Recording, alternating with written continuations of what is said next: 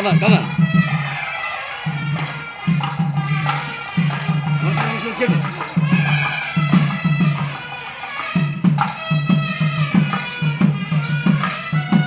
Sir మీరు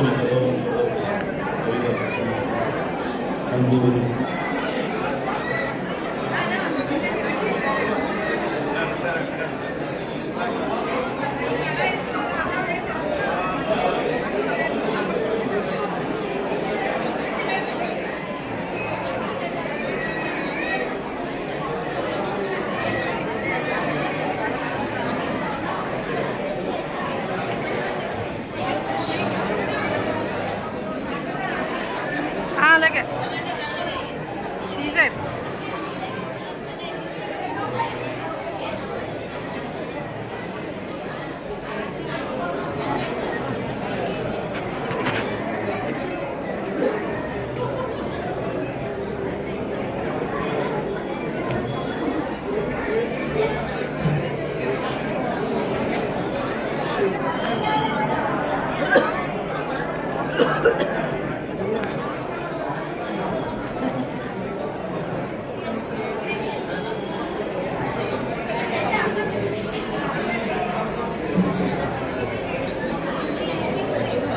చాలా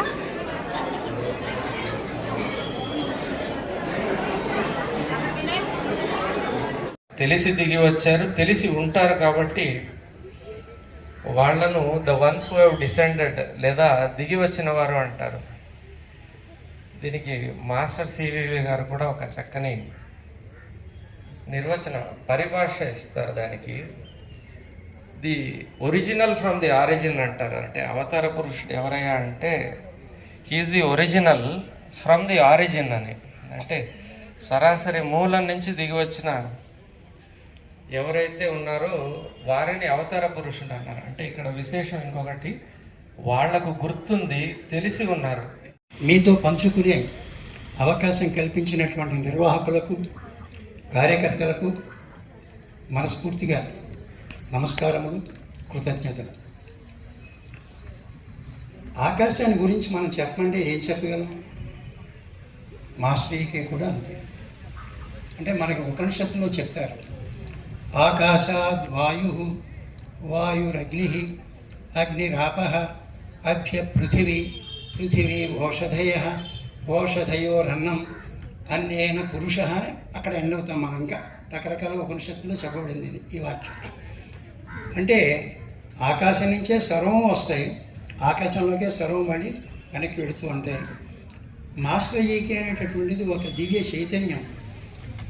ఈ మాస్టర్ సివివి మార్గానికి నూతన రాజయోగ మార్గం అనండి, లేకపోతే భృక్తరహిత తారక రాజయోగం అనండి, దీనిని మనకి పరిచయం చేసినటువంటి సద్గురువు అవతారమూర్తి మాస్టర్ ఈకే.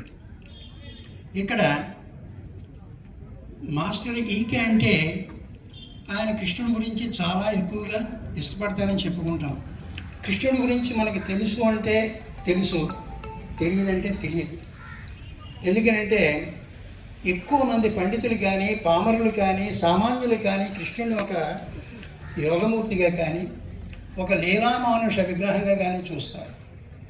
ఎందుకంటే రాముడు 14,000 మంది అసురుల్ని చంపాడు, బాణం తీసి ఎలా సంధించాడో తెలియదని చెప్పి మనం శ్లోకం చెప్పుకుంటాం. నమః కోదండహస్తాయ సంధ్యీకృత సరాయ చ ఖండితాకృతైచాయ రామాయ ఆపన్నివారునే. మరి కృష్ణుడు ఎంతమందిని చంపాడో లెక్క ఉందండి? చాలామంది మనందరం కూడా భాగవతం చదువుతాం కానీ పూర్తిగా చదవం, ఒరిజినల్ చదవం. భాగవతంలో పూర్వార్థం కన్నా దశమ స్కంధంలో ఉత్తరార్థంలో కృష్ణుడు ఎన్ని యుద్ధాలు చేశాడో, ఎన్ని కోట్ల మందిని చంపాడో మనకు కనిపిస్తుంది. అంటే ఆయనలో వీరరసము కూడా ఉన్నది, విపరీతమైనటువంటి పాప సంహారాన్ని కూడా ఆయన చేశాడు. ఈ డైమెన్షన్స్ మనకు కొన్ని తెలియవు. అంటే తెలియవు అంటే ఇన్ ది సెన్స్ మనం అటు చూడం అసలు. అలాగే మాస్టర్ ఈకే గారు కూడా ఎన్నో రకాల డైమెన్షన్స్ ఉన్నాయి. అందులో కొన్ని మీతో పంచుకునే ప్రయత్నం చేస్తాను. ప్రపంచవ్యాప్తంగా 4 నాగరికతలు చాలా ప్రధానంగా పేర్కొనబడుతూ ఉన్నాయి.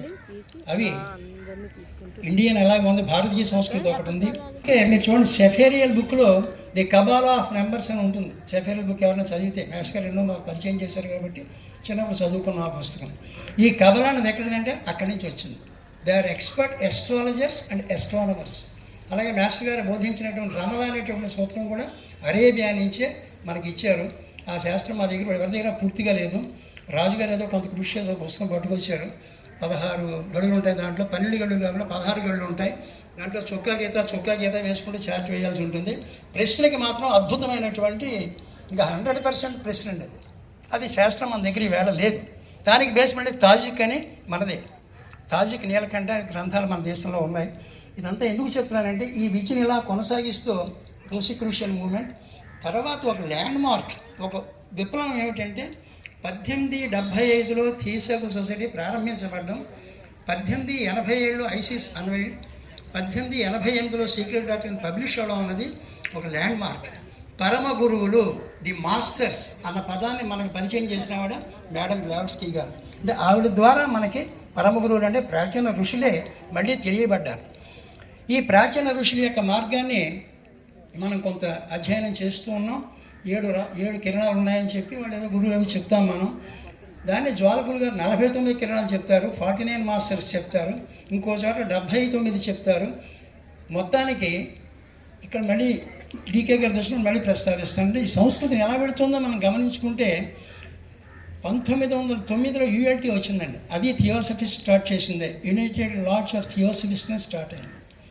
ఆ తర్వాత సుమారుగా 1909లోనే మ్యాక్స్ పి హిండెల్ అనే ఆయన రోసిక్రూషియన్ ఫౌండేషన్ అని చెప్పి యూఎస్లో స్టార్ట్ చేశారు. మాస్టర్ గారు కొన్ని విషయాలు ఆర్తితో పంచుకునేవారండి. మన విశాఖపట్నం ఏడాడకుండా అంతకన్నా తక్కువదేం కాదు, అదేం ఎక్కువ కాదు. అక్కడ వాళ్ళు పెద్ద ఒక హిల్ సెంటర్ డెవలప్ చేసి ఒక హీలింగ్ సెంటర్ స్టార్ట్ చేశారు. ఇక్కడికన్నా బెటర్ వాతావరణం లేదక్కడని చెప్పేవారు. ఇది మ్యాక్స్ పి హిండెల్ గారు స్టార్ట్ చేసినటువంటిది రోసిక్రూషియన్ ఫౌండేషన్. ఆ ఆర్డర్ అది కంటిన్యూ అవుతుంది అక్కడ. ఇలాగే మనకి యూఎల్టీ కొన్నాళ్ళు కంటిన్యూ అయింది. ఈ తర్వాత 1922లో లూసిస్ ట్రస్ట్, అంతకుముందు లూసిఫర్ ట్రస్ట్ని లూసిస్ ట్రస్ట్గా ఏఏబై గారు అంటే యాలిస్ ఏ బెయిలీ గారు స్టార్ట్ చేశారు. గుడ్డలు ఉతికితే నా ఈ వాడికి ఈ స్థితి వచ్చిందో అన్నారు మాస్టర్ గారు క్లాస్ చెప్తూ. మాస్టర్ గారి యొక్క సాధన అపారం, వారి యొక్క కృషి మనకు అసలు అందదండి. అలాగే డిసిప్లిన్లో కూడా వారు అద్భుతమైనటువంటి క్రమశిక్షణ కలిగిన వ్యక్తి. ఆ క్రమశిక్షణతో మనం ఉంటేనే వారు ఆశీర్వదిస్తారు, అనుగ్రహిస్తారు. ఎందుకంటే ఈ విషయంలో డిసిప్లిన్ గురించి గురువులు ఇంపోజ్ చేయరండి. ఒక గౌతమ బుద్ధుడు కానీ, ఒక జీసస్ క్రైస్ట్ కానీ, వాళ్ళ లోపల ఎంత డిసిప్లినేరియన్స్ అంటే అంత డిసిప్లినేరియన్స్. ఎందుకంటే ఈవేళ జ్వాల్పూల్ గారు ఒక పుస్తకంలో వాల్యూమ్, ఇప్పుడు నాకు గుర్తులేదు, 16 వాల్యూమ్, పేరు గుర్తులేదు, ఇప్పుడు చెప్పలేను, రోజు తర్వాత చెప్పమంటే చెప్తాను. క్రైస్ట్ మళ్ళీ వస్తాడని చెప్తారు ఆయన. క్రైస్ట్ మళ్ళీ ఎందుకు వస్తాడంటే to reorganise and to reorder the church. అది చెడింది, మన వ్యవస్థలకి అన్ని వ్యవస్థలు చెడ్డాయి. చదువు మళ్ళీ వాళ్ళు వచ్చి కరెక్ట్ చేస్తారు. ఆ కరెక్ట్ చేసేదాకా మధ్యలో మాస్టర్ గారు వాళ్ళు గురువులు అని చెప్పరండి. వాళ్ళు మనతో నిజమే చేసి మాడుతున్నా మన మాస్టర్ గారే కదా అనుకుంటాం. అలా అనుకునేవాళ్ళం కాకుండా మనం సాధన దగ్గర డిసిప్లిన్డ్గా ఉంటూ మనం ఏదైనా చక్కగా చేస్తే తప్పనిసరిగా ముందుకు వెళతాం. ఇక్కడ ఒక్కటే చెప్తాను, మన సోదరులు అందరం కూడా సోదరులుగానే ఉండాలి. జీసస్ చెప్పింది ఒక మాట చెప్పి ముగిస్తాను, judge not, let them B judge. మనం ఎవరు జడ్జ్ చేయకూడదు, ఎవరిని జడ్జ్ చేయకూడదు, ఎప్పుడు జడ్జ్ చేయకూడదు. సో ఈ రకంగా మనం సాధన కొనసాగిద్దామని, కొనసాగించే శక్తి మాస్టర్ గారు ఇస్తారని ఆశిస్తూ ప్రార్థిస్తూ నాకు ఈ అవకాశం ఇచ్చిన మీ అందరికీ, నిర్వాహకులకి నమస్కారం. గురించి నేను అడిగాను బస్సులో వెళ్తుంటే ఈకే గారిని, కల్పకం అంటే ఏంటి మాస్టర్ ఈకే గారిని. కల్పకం కాదు కదా మనోజాలం అంటే కల్పవృక్షం అని చెప్పారు. మాస్టర్ని కూడా చెప్పాను, మందరజాలము మరుగు జాలము అని చెప్పాను. మందరజాలము మరుగు జాలం అని చెప్పాను. కార్యక్రమంలో భాగంగా సోదరులు కృష్ణమోహన్ గారు మాట్లాడతారు 15 minutes.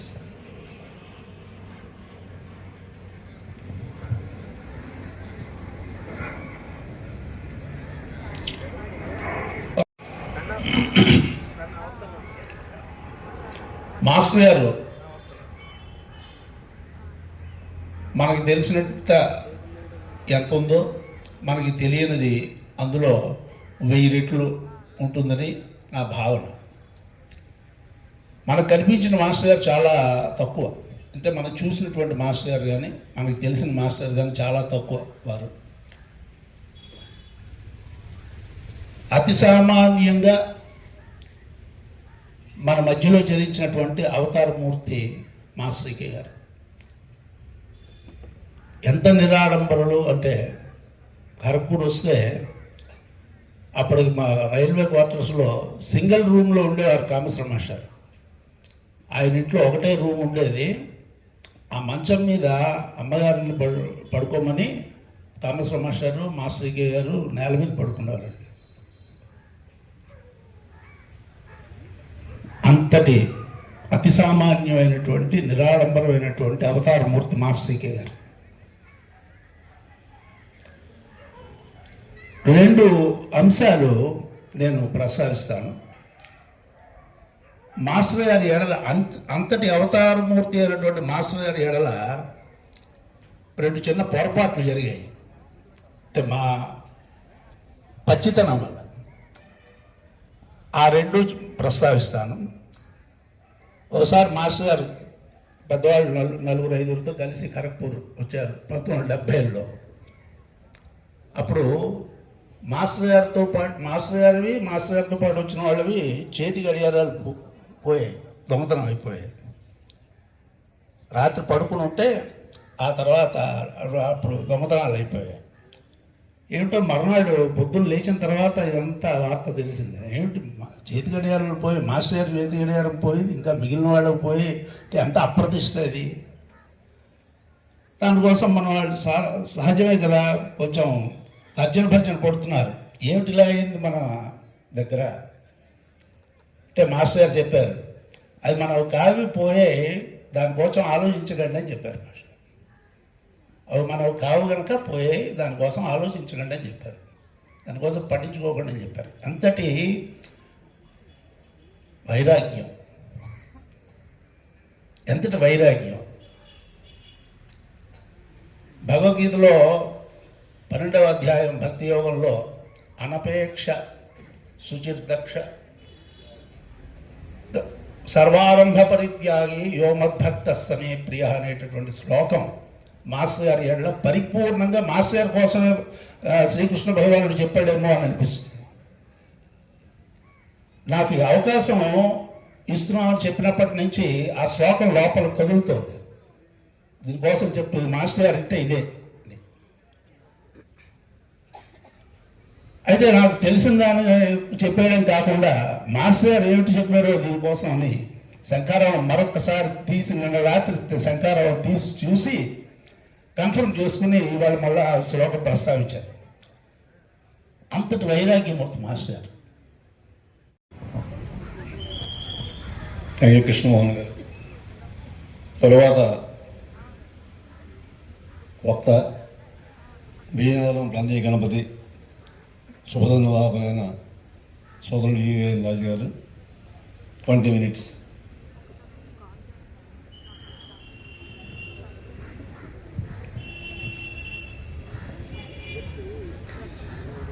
అఖండమండలాకారం వ్యాప్తం యేన చరాచరం తత్పథం దర్శితం యేన తస్మై శ్రీ గురవే నమః.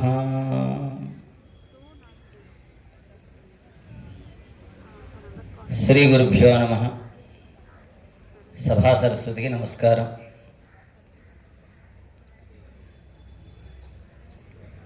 మాస్టర్ ఈకే గారి శతాబ్ది సంవత్సర కార్యక్రమాల్లో భాగంగా మనం నిర్వహించుకుంటున్నటువంటి గురు పూజోత్సవాల్లో వారు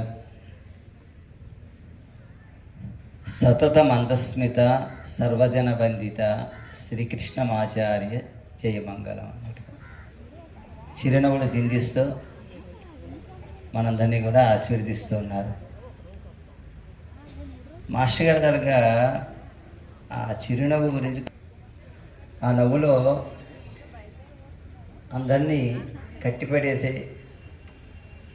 ఒక మార్గంలోకి తీసుకొచ్చి నడిపించేటువంటి శక్తి ఉంది.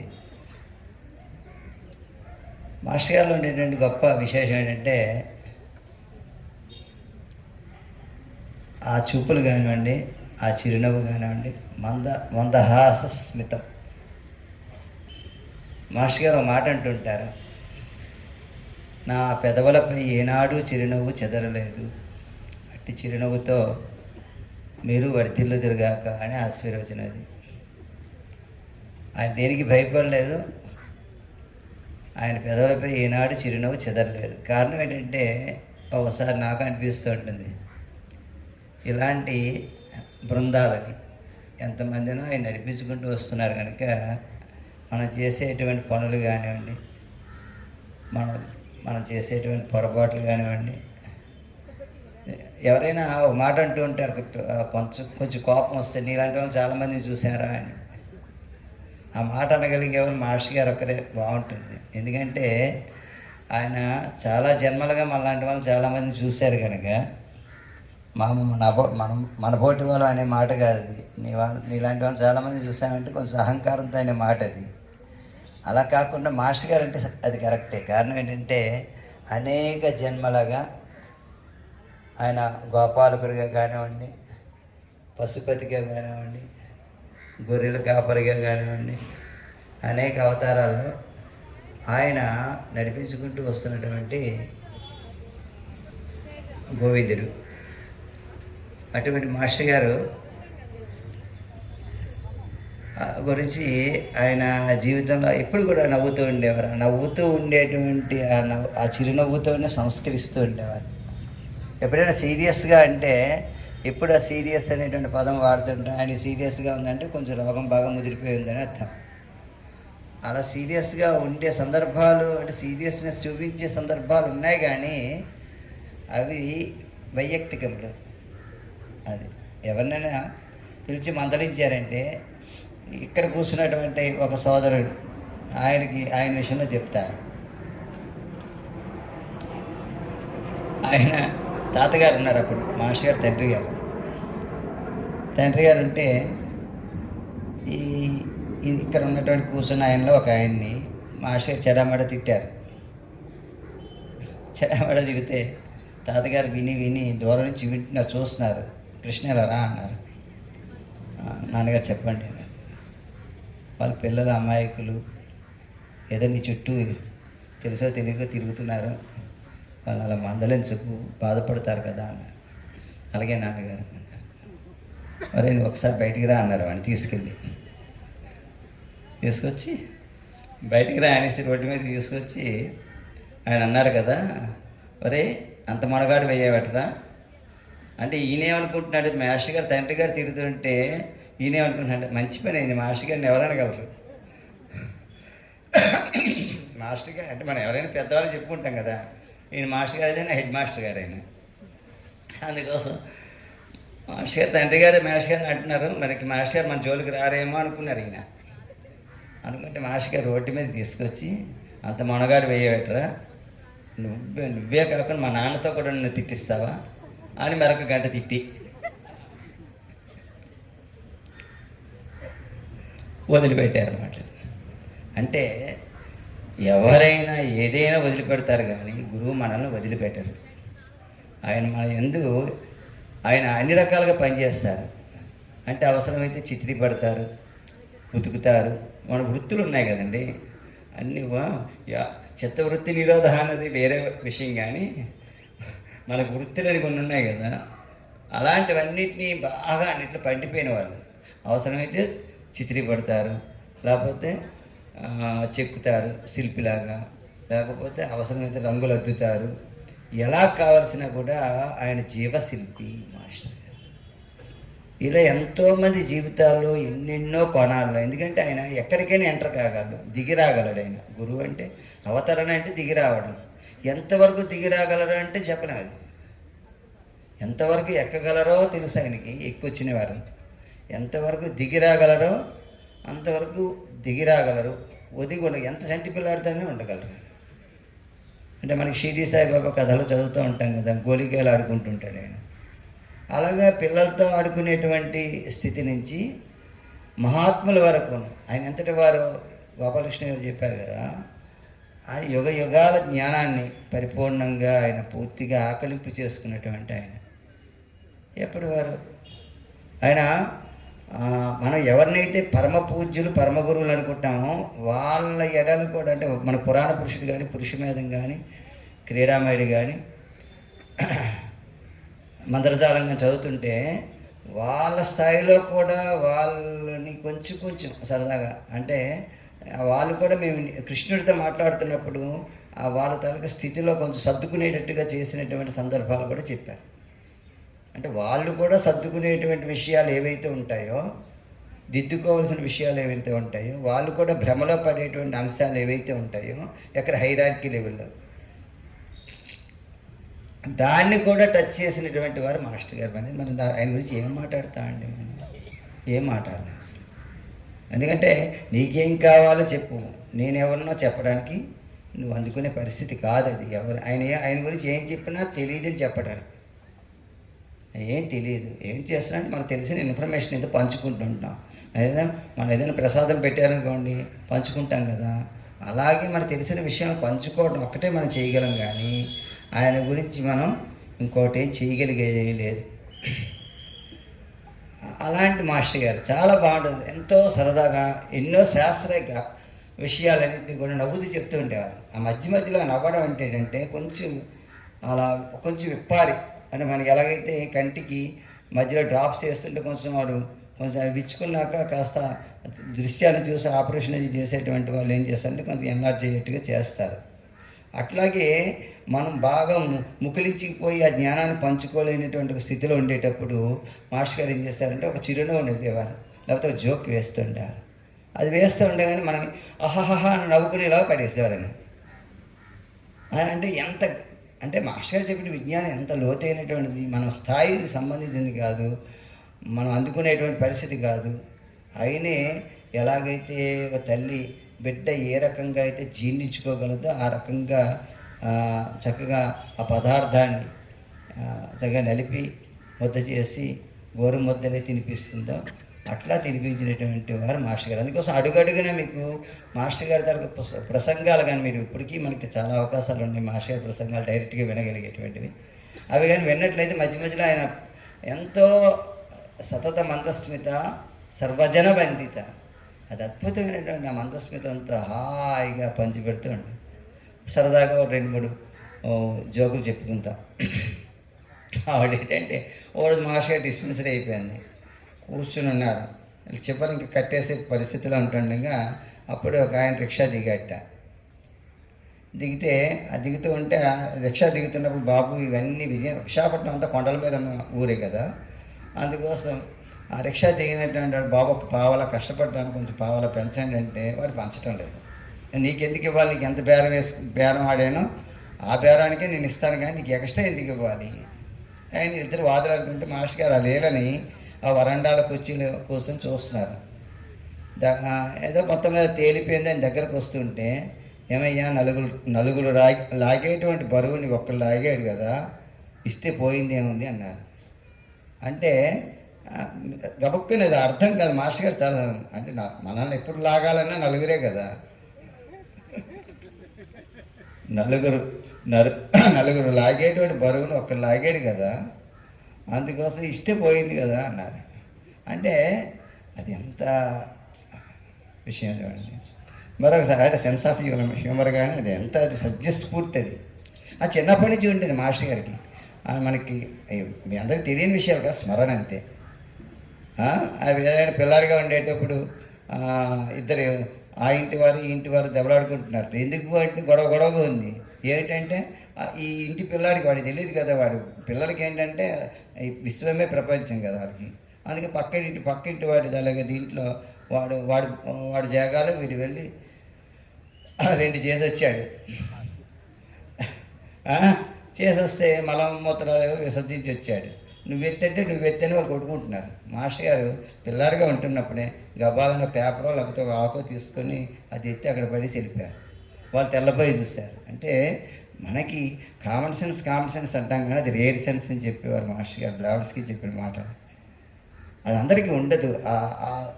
అందుకోసం గాయత్రీయాత్మక బుద్ధి ప్రచోదక. మాస్టర్ గారు గాయత్రీయాత్మక బుద్ధి ప్రచోదక అనేది మొదటి నుంచి ఆయన గాయత్రీయాత్మకుడే. ఆయన మన బుద్ధిని ప్రచోదనం చేస్తున్నారు. ఆయన ఎంత అంటే సత్యస్ఫూర్తి అనమాట. అప్పటికప్పుడు అట్లా స్పాంటోనియస్గా ఆయనకి ఆ లోపల నుంచి అట్లా వచ్చేస్తుండే. ఒకసారి పెద్ద ముసలాయన పడుచు పిల్ల, అంటే 2వ పెళ్ళి అయింది ఆయనకి. ఆయన ఇంకా మాస్టర్ గారు ఎప్పుడు ఏకాంతంగా ఉంటారో తన కొన్ని విషయాలు చెప్పుకోవాలని పర్సనల్గా అనేసి వేచి ఉన్నారు.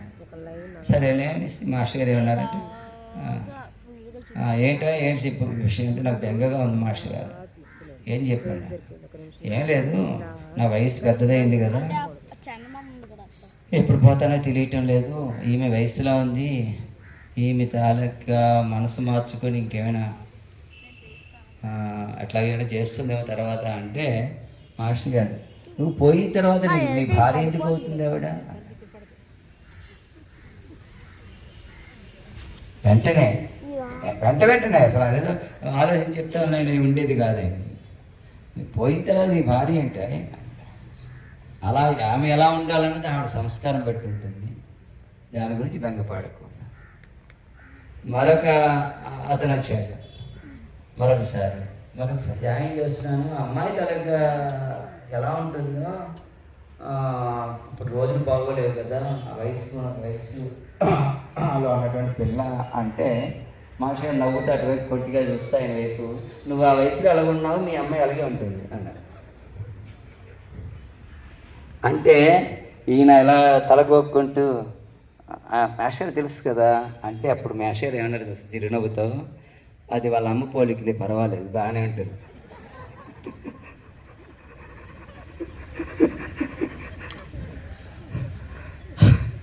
అది వాళ్ళ అమ్మ పోలిక బాగానే ఉంటుంది.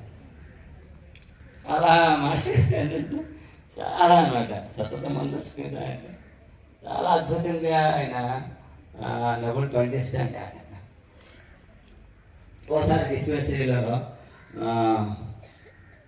మాస్టర్ మందులు ఇస్తా అంటే పెద్ద క్యూ ఉండేది చాలామంది. అలాగే మనకి రెవెన్యూ కాలేజీలో రామాలయంలో ప్రసంగాలు అవుతున్నప్పుడు మాస్టర్ చేస్తున్నప్పుడు రోజు ఇక ప్రసంగాలు అవుతుంటే అక్కడ కొంతమంది చెప్పులు పోతుంటే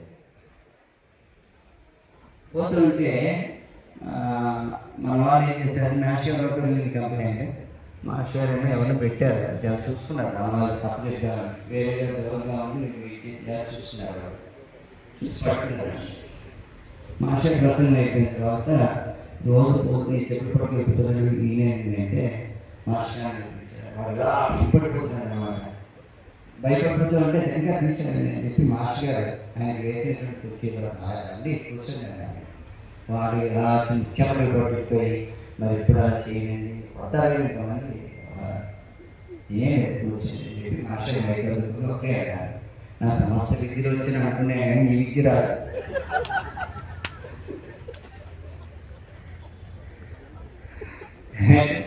ఇప్పటివరకు చాలా విద్యలు వచ్చి కృష్ణమాచార్య అనుకుంటున్నాను కానీ నాకు ఈ విద్య రాదు. అందుకోసం ఈ విద్యలో ఆయన ప్రవీణుడు ఇంకేమంటే నాకు జన్మ చాలదు అది అలా అడ్డిపోయి ఉంటుంది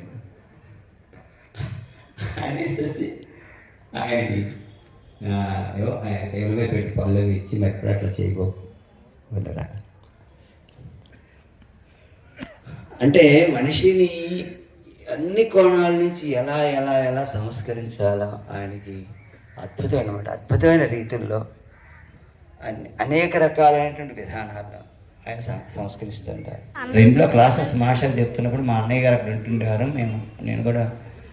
నేను అప్పుడు విద్యార్థిగా ఉంటున్నాడు, హై స్కూల్ స్టూడెంట్గా ఉంటున్నప్పుడు మా అన్నయ్య గారి ఇంట్లో ఉండి కొద్ది రోజులు కానుకూర్తి సుదర్శనరావు గారి ఇంట్లో క్లాసెస్ అవుతున్నప్పుడు వెళ్ళి కూర్చున్నాను. ఒకరోజు అలా పాఠం చెప్తూ ఉన్నారు మాస్టర్ గారు. అది నవశ ప్రశ్న బుద్ధే ఉత్తరకాల నుంచే అట్లాగే చెప్తున్నారు. అలా చెప్పుకుంటూ బ్లాక్ బోర్డ్ మీద చెప్తాను. అలా చెప్తూ చేస్తుంటే ఉంటుండి పాఠం ఆపేశారండి. ఎదురుగా ఉన్నాయని పట్టుకొని చెడామడ తిప్పుతున్నారు.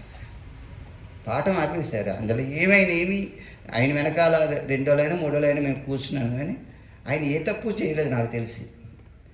ఎలా తిరుగుతున్నా అంటే ఇది రాజకీయ నాయకుల సభ అనుకున్నావా, ఇక్కడికి వచ్చామే అన్నారు. పిచ్చి పిచ్చి వేషాలు వేయబోకు ఎట్లా మాట్లాడుతున్నారు ఆయన. ముందు బయటికి పోతావా పోవా, తమాషా చేస్తున్నారు ఎలా అంటున్నారు. ఎలా అంటుంటే అసలు ఆయన ఏమీ పట్టించుకోవట్లేదు. ఆయన కూడా ఆయనకి అలవాటు పడిన మనిషి బాగా దేశబుద్ధులు అంటారు కదా, అలాంటి వాళ్ళు అక్కడ కూర్చున్నారు. ఆయన అసలే పట్టించారు. 10 నిమిషాలు అయిపోయిందండి. ఒక 5 నిమిషాలు తిట్టేశాక మాస్టర్ గారు చాలా ప్రసన్న వదనం ఛాయే సర్వ విఘ్నోపశాంతి అని మహావాడు ఇదంతా ఈ సీన్ మార్చేసి మళ్ళీ మామూలు అయిపోయారు. మామూలు అయిపోయి పాఠం చెప్పారు. నాకు అర్థం కాక తర్వాత మా అన్నయ్య గారిని అడిగా, ఏంటి మాస్టర్ గారు అంటే అదేరా రకరకాల అవతారాలు ఉన్నాయి ఆయనకి. ఆయన ఎవరో అక్కడ ఈవిల్స్ అంటే మనకు కనిపించింది ఏదో ఒకటి వచ్చింది అక్కడికి పంపించేశారు మాస్టర్. అలా ఉంటూ ఉంటాయి. అంటే ఆయనకి స్థూల సూక్ష్మ కారణాంతర ఖేళనం పరిపాలనం చదువుతాం కదా. అంటే స్థూలము సూక్ష్మము కారణం వీటన్నిటితో ఖేళనం అంటే ఆడుకుంటాడు. ఆడుకోవడంగా పరిపాలిస్తూ అంటే పరిరక్షిస్తుంటారు, పరిపాలిస్తుంటారు మాస్టర్ గారు. ఎన్నెన్ని రకాలుగా చాలా ఆశ్చర్యకరంగా ఆయన తాలూకా సంరక్షణ ఉంటుంది. అది సంరక్షణ అంటే ఆయన ఎన్ని అంటే ఏం చేసినా కూడా ఆయన చేసేది ఏంటంటే మనందరినీ సంరక్షిస్తూ ఉంటారు, మనల్ని నడిపిస్తూ ఉంటారు. తరతరాలుగా జన్మలుగా ఆయన అలాగ మనల్ని నడిపించుకుంటూ వెళ్తుండేటువంటి మహాత్ములైన మాస్టర్ గారి ప్రవచనాలు కానీ పుస్తకాలు కానీ అట్లాగనే ఉంటాయి. ప్రవచనాల్లోని ఎలా అంటే కొన్ని మందులు ఇవ్వడం ద్వారా తగ్గించారు, కొన్ని మందలించడం ద్వారా తగ్గించారు. ఆయన ప్రవచనం చేస్తున్నప్పుడు ఈరోజు నాకే చెప్పారు మాస్టర్ గారు అనేటువంటి అనుభూతి చాలామంది కలుగుతుంది. ప్రత్యేకించి అడ్డగాడిదల్లాగా సినిమా టికెట్లు దొరకకుండా వచ్చి కూర్చున్నటువంటి వాళ్ళు ఉన్నారు ఇక్కడ అనేవారు. అంటే అసలు ఎవరో వచ్చి ఎవరో కూర్చొని అక్కడ లేకుండా ఇక్కడ కృష్ణమాచారి ఈరోజు ఉపన్యాసం చేస్తూ ఉంటే ఇక్కడ కూర్చుని రేపు ఈ పరిచయాన్ని ఉపయోగించుకొని ముద్దుకు వచ్చేద్దాం అనుకునేటువంటి వాళ్ళు కూడా ఉన్నారు. అట్లా అనేవారు అంతే. ఎవరికో ఎవరికి ఎలా తగలాలో ఎవరికి ఏమి వేయాలో అట్లా చాలా ఆశ్చర్యకరంగా. అంటే మాస్టర్ గారు జీవో సంస్కరణ అంటారు సరే, ఎవరెవరితో ఎలాగ ఎక్కడెక్కడికి ఎంతవరకు దిగిరావాలి అంటే వెన్న దొంగలించడం కోసం కృష్ణుడు గోపాలుగుల తలకి ఇండ్లకి ఆయనే చొరబడ్డాడు.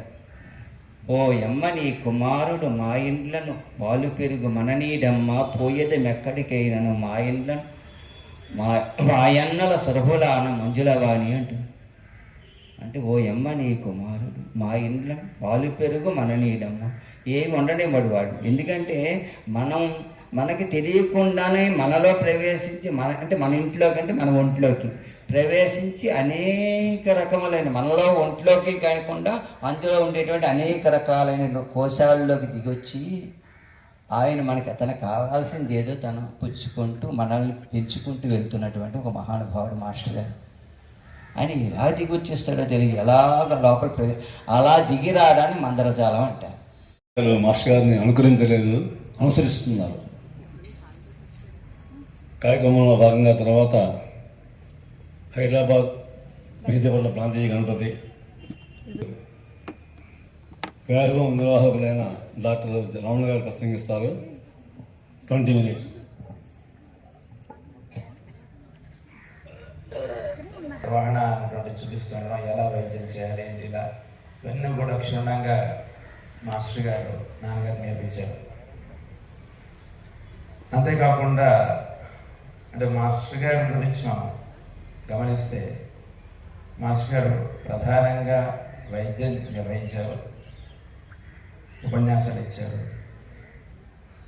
తర్వాత మాస్టర్ గారు వేదం మీద చాలా అందరికీ కూడా గాయత్రి అందించారు. వేదం అందరూ కూడా చదువుకోమని చెప్పారు.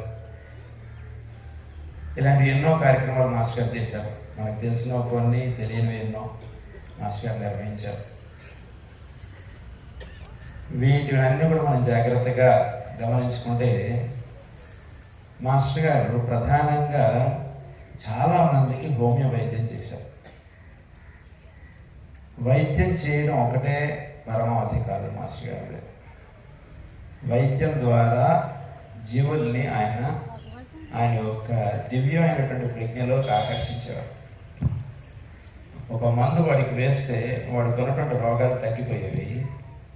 తగ్గిపోయిన తర్వాత వాడికి సెట్ చేయాల్సినటువంటి మిగిలిన కోశాలకు సంబంధించినటువంటి కార్యక్రమం ఉన్నప్పుడు ఆయన వాడికి ప్రతిరోజు ప్రేయర్ చేసుకోమని, ప్రతిరోజు పూజ చేసుకోమని, ఇలాంటివి ఆయన మార్గంలోకి వాళ్ళందరినీ కూడా ఆయన ఆకర్షించేవారు. ఏమిటి మార్గం? ఇదంతా మనం జాగ్రత్తగా అవగాహన చేసుకోవడానికి ప్రయత్నం చేస్తే మాస్టర్ గారి యొక్క కార్యక్రమం మనం గమనిస్తే మనకి ఆయన ప్రధానంగా ఇందాక పెద్దలు కూడా చెప్తూ ఉన్నారు, మాస్టర్ సివి గారి ప్రేయరు, అలాగే పరమ గురువుల మార్గము, ఈ రెండింటిని కూడా మాస్టర్ గారు మేడవించి దాంట్లో ఇంకొక రహస్యం ఏంటంటే వేద అధ్యయనము, వేదం లేదా మనకి తెలిసినటువంటి గాయత్రి మంత్రం కానీ ఇవన్నీ కూడా వేదంలో భాగం. వీటిని మేడవించి జీవులకి అందించడం ఇది ప్రధానమైనటువంటి కార్యక్రమం. దీనికి ఆయన ఎంచుకున్నటువంటి వెహికల్ ఏంటంటే హోమియోపతి. హోమియోపతి ద్వారా జీవులకి మందులు వేసి ఈ దివ్యమైనటువంటి మార్గంలో వాళ్ళందరినీ కూడా ఇది చేసుకుంటుండేవాడు. వీటన్నిటిలోనూ ప్రధానంగా మనం జాగ్రత్తగా గమనించుకుంటే మాస్టర్ గారు సాన్నిధ్యం అనేటువంటిది మనకి మంత్రజాలంలో చూసుకున్నా సరే అదే విషయం మాస్టర్ గారు చెప్పారు. ఆయన యొక్క జీవన విధానం మనం గమనించుకున్న, మంత్రజాల గ్రంథాన్ని మనం జాగ్రత్తగా అధ్యయనం చేసిన, రెండిట్లో తెలియబడేటువంటి రహస్యం ఒకటే సాన్నిధ్యం. మాస్టర్ గారు మందు వేసినా ఆయన సాన్నిధ్యం. ఎందుకంటే ఎంతోమంది డాక్టర్ల దగ్గర తగ్గనటువంటి రోగాలు మాస్టర్ గారి దగ్గర చాలా అవలీలంగా తగ్గిపోయాయి. అంటే అక్కడ ప్రధానంగా వాడబడేటువంటిది ఏమిటి అంటే మాస్టర్ గారు కాబట్టి రోగాలు తగ్గాయి అని అంటున్నాం. కొంచెం దాని యొక్క సైంటిఫిక్గా మనం అర్థం చేసుకోవడానికి వెళితే మనకి బోధపడేటువంటి విషయం ఏంటంటే జీవుడు ప్రజ్ఞామయుడు అనేటువంటి స్థితిలోకి తీసుకెళ్తారు మాస్టర్ గారు ఆయన ఎదురుగా కూర్చున్నప్పటికీ. ఎప్పుడైతే ప్రజ్ఞగా వాడు దర్శింపబడుతుందో అప్పుడు వాడికి అక్కడి నుంచి శక్తి అనేటువంటిది ప్రసారింపబడి వాటిని మనకి మాస్టర్ జ్వాల్పూర్ గారు ఎసాట్రిక్ హీలింగ్లో ఏమని చెప్తారంటే కనుక మనం హీలింగ్ చేసేటప్పుడు వాడి యొక్క ప్రజ్ఞని ప్రచోదింపు చేయగలిగితే ప్రజ్ఞ నుంచి శక్తి అనేటువంటిది వాడి యొక్క క్రింది కోశాల్లోకి అందివ్వబడి దాని నుంచి వాడికి వ్యాధి పరిపూర్ణంగా నివారింపబడిపోతుందని చెప్తారు. అందుగురించి జీవుల్ని ప్రజ్ఞ లేదా సోల్ ఆస్పెక్ట్గా వాళ్ళని ఎలివేట్ చేయడం అనేటువంటిది ప్రధానమైనటువంటి కార్యక్రమం. ప్రతివాడు కూడా సోల్ అనేటువంటి రహస్యం ప్రతివాడికి కూడా దర్శింపచేయడం. అందుగురించి ఆయన ఎదురుగుండా వెళ్ళి కూర్చుంటే అని మర్చిపోతాం మనం. ఆయన ఎదురుగుండా వెళ్ళి కూర్చోడానికి ఏంటంటే ఏం చెప్పాలో తెలియలేదండి. ఆయన ఉన్నారు, ఆయన ఏదో మంది వేసారు పెంచుకున్నాం, ఆయన చెప్పలేకపోయాం సింటమ్స్ ఇవన్నీ కూడా చాలా మంది చెప్తారు. అంటే ఏంటి అక్కడ జరుగుతుందంటే కనుక ఎదుటి వాడిని ఈయన చూసినప్పుడు వాళ్ళని వాళ్ళ యొక్క వ్యక్తిత్వం అనేటువంటిది కాసేపు మర్చిపోయి వాళ్ళు నేను ప్రజ్ఞామయుడిని అనేటువంటి ప్రజ్ఞలోకి వాడిని తీసుకెళ్ళేటప్పటికి వాడికి అక్కడ క్యూర్ అనేటువంటిది స్టార్ట్ అయిపోతుంది. అందుగురించి ఎప్పుడు కూడా సాన్నిధ్యం అనేటువంటిది ప్రసాదించడం అనేటువంటిది ప్రధానంగా మాస్టర్ యొక్క కార్యక్రమం. అంటే ఒకే ఒక దివ్య వేరు యొక్క సాన్నిధ్యం అనేటువంటి జీవులకు అందించాలి. మన యొక్క వాక్కు ద్వారా కానీ మన యొక్క చేష్టల ద్వారా కానీ ఒక వేదిక నిర్వహణ చేశారు కదా. ఈ వేదికను చూసేటప్పుడు మనకి ఒక ఆనంద స్పర్శ అనేటువంటి మనకు కలుగుతుంది. దాన్ని సాన్నిధ్యం అంటాం. ఇప్పుడు వచ్చి మాస్టర్ గారి సాన్నిధ్యం మనం అనుభవిస్తాం. ఏంటి మాస్టర్ గారి సాన్నిధ్యం అంటే ఈ ఏర్పాటు వీటన్నిటిలో కూడా ఆ డివైన్ ప్రెసెన్స్ అనేటువంటిది మనకి అందించడం మాస్టర్ యొక్క కార్యక్రమం. సో ఆ ప్రెసెన్స్ అనేటువంటిది ప్రధానంగా ఇయ్యడానికి ఆయన ఎన్నో మార్గాలుగా ఆయన చేసేవారు. కొందరికి మందులు ఇచ్చేవారు, కొందరికి కాసేపు ఆయనతో కూర్చుంటే వాటికి రోగాలు తగ్గిపోయేవి. కొందరిని ఒకసారి మాస్టర్ శిష్యులు ఆయన ఆరోగ్యంగా చెప్పినట్టుగా వాళ్ళు రాజుగారు చెప్పినట్టుగా ఒక రోగం ఉంటే వారిని వచ్చి ఆయన పక్కన కూర్చోబెట్టుకున్నారు. మెహిదీపట్నం మహిళా గణపతి కొత్త పేరు మహిళా గణపతి సుజాత గారు ప్రసంగిస్తారు. శ్రీ గురుభ్యో నమః. ఈ సభ ప్రాంగణం అంతా ఆవరించి ఉన్నటువంటి ఒకే ఒక మాస్టర్ గారి పేరుకి నమస్కారం చేసుకుంటూ ఇంద్ర రూపాలు ఉన్న మాస్టర్ గారికి, పూజ్యులు పెద్దలకు, వేదిక మీద అలంకరించిన పరోక్ష గురువులకు అందరికీ నమస్కారం చేసుకుంటున్నాను. ఇంతమంది 3 రోజుల నుంచి మాస్టర్ ఈకే గారి గురించి చెప్తుంటే చాలా అనుభూతి చెందాను. కానీ నేను మాస్టర్ ఈకే గారిని చూడలేదు. ఇవాళ ఈ వేదిక మీదకి ఎక్కి నేను మాట్లాడాలంటే కొంచెం అది సాహసమే అవుతుంది. ఇంతమంది పెద్దల ముందు నాకు బీజం పడింది శ్రీ డాక్టర్ పిడూరు జగన్మోహన్ రావు గారి ఇంట్లో. వారింట్లో నేను పూర్తిగా వేదాన్ని నేర్చుకున్నాను. మాస్టర్ గారు చెప్పినటువంటి ఇసాటిక్ హీలింగ్ క్లాసెస్కి అటెండ్ అయ్యాను. అప్పుడు సిహెచ్ సత్యదేవ్ గారు మాస్టర్ గారు జగన్మోహన్ రావు గారి దగ్గర నేను ఉన్నప్పుడు ఆయన వచ్చి ఏమండి భాగవతం పుస్తకాలు గోడలలో ఉన్నాయి,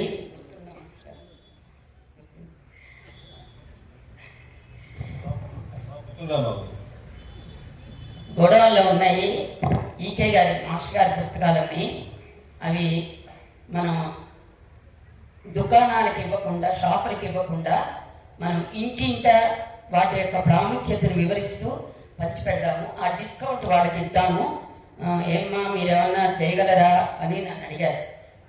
అంటే నాకు కొంచెం భయం వేసింది. ముందు ఎందుకు కమిట్ అవ్వడం ఎందుకని కొంచెం భయపడ్డాను. నేను పేరు ఇవ్వలేదు. తర్వాత మేము లలితా సహస్రనామ పూజకి అందరూ పిలుస్తుండేవారు అనమాట. పిలుస్తూ ఉంటే అప్పుడు అంతగా తెలియదు కూడా నాకు. నేను పూజకు వస్తాను కానీ భాగవతం సెట్ కొంటే పూజకు వస్తానని చెప్పాను. ఆ రకంగా అప్పుడు ఆ రోజుల్లో భాగవతం కాకుండా మిగిలిన పుస్తకాలు అన్నీ కలిపి సుమారుగా 90,000 రూపాయల పుస్తకాలు జగన్మోహన్ రావు మాస్టర్ గారు ఉన్నప్పుడు ఇప్పుడు అమ్మామన్నమాట. అది నాకు మూల బీజం అయింది. ఎందుకంటే నేను చదవలేదు, చదవకుండా భాగవతం పుస్తకాలు అమ్మాం. ఆ తర్వాత అక్కడ వారందరూ కూడాను అందులో ఉన్న సందేహాలు అడగటం మొదలుపెట్టారు. నాకు అప్పుడు ఇంకా కొంచెం భయం ఎక్కువయింది. ఇదేంటి అసలు నేను చదవలేదు, వాళ్ళ సందేహాలు నేను ఎలా తీరుస్తాను అనే భయం వేసి అప్పుడు మా శ్రీకే గారి భాగవతం పుస్తకం చదవటం మొదలుపెట్టాను. ఆ రకంగా నాకు భాగవతం పరిచయం అయింది. నాకు మా శ్రీకే గారు రాసిన వాక్యాలు భాగవతంలో నాకు చాలా స్ఫూర్తిని తెచ్చాయి. మా శ్రీకే గారు భాగవతం గురించి 4 వాక్యాలు నావాణిలో రాశారు. అదేంటంటే, నేను భాగవతానికి రహస్య ప్రకాశం రాస్తున్నప్పుడు అపరిమితమైన ఆనందం పొందుతుండేది వాడిని. ఈ ఆనందమును నా మార్గమును అనుసరిస్తున్న వారికి పంచిపెట్టుట నా కర్తవ్యమై ఉన్నది. నా కర్తవ్యమే నా పూజా విధానం. అన్నిటికన్నా భాగవతమును వివరించుట ముఖ్యమని నేను నిర్ణయించుకుంటుని అని నావాణిలో ఆయన చెప్పిన వాక్యాలు ప్రచురితమయ్యాయి. అది స్ఫూర్తిగా తీసుకొని భాగవతం అనేది అది కేవలం మా శ్రీకే గారి అనుగ్రహంతో ఇంతవరకు జరుగుతూ వస్తాం గత 30 సంవత్సరాల నుంచి. ఇప్పుడు ఈ భాగవత ప్రాశస్యము మాస్టర్ అంటే ఒక గురువు అంటే మనకి ఎంత శ్రద్ధాభక్తులు ఉండాలి అన్నదానికి మనం చిన్న కథ చెప్పుకుందాం. ఒక ఊరిలో ఒక పండితుడు ఉన్నారు. ఆయన అందరికీ వేదం నేర్పుతూ ఉండేవారు. అవతల వాళ్ళు ఏమి ఇస్తారు అనేది చూడకుండా అవతల వాళ్ళలో శ్రద్ధాభక్తులు మాత్రమే చూసి వేదం నేర్పుతుండేవారు. కానీ చాలా నిరుపేద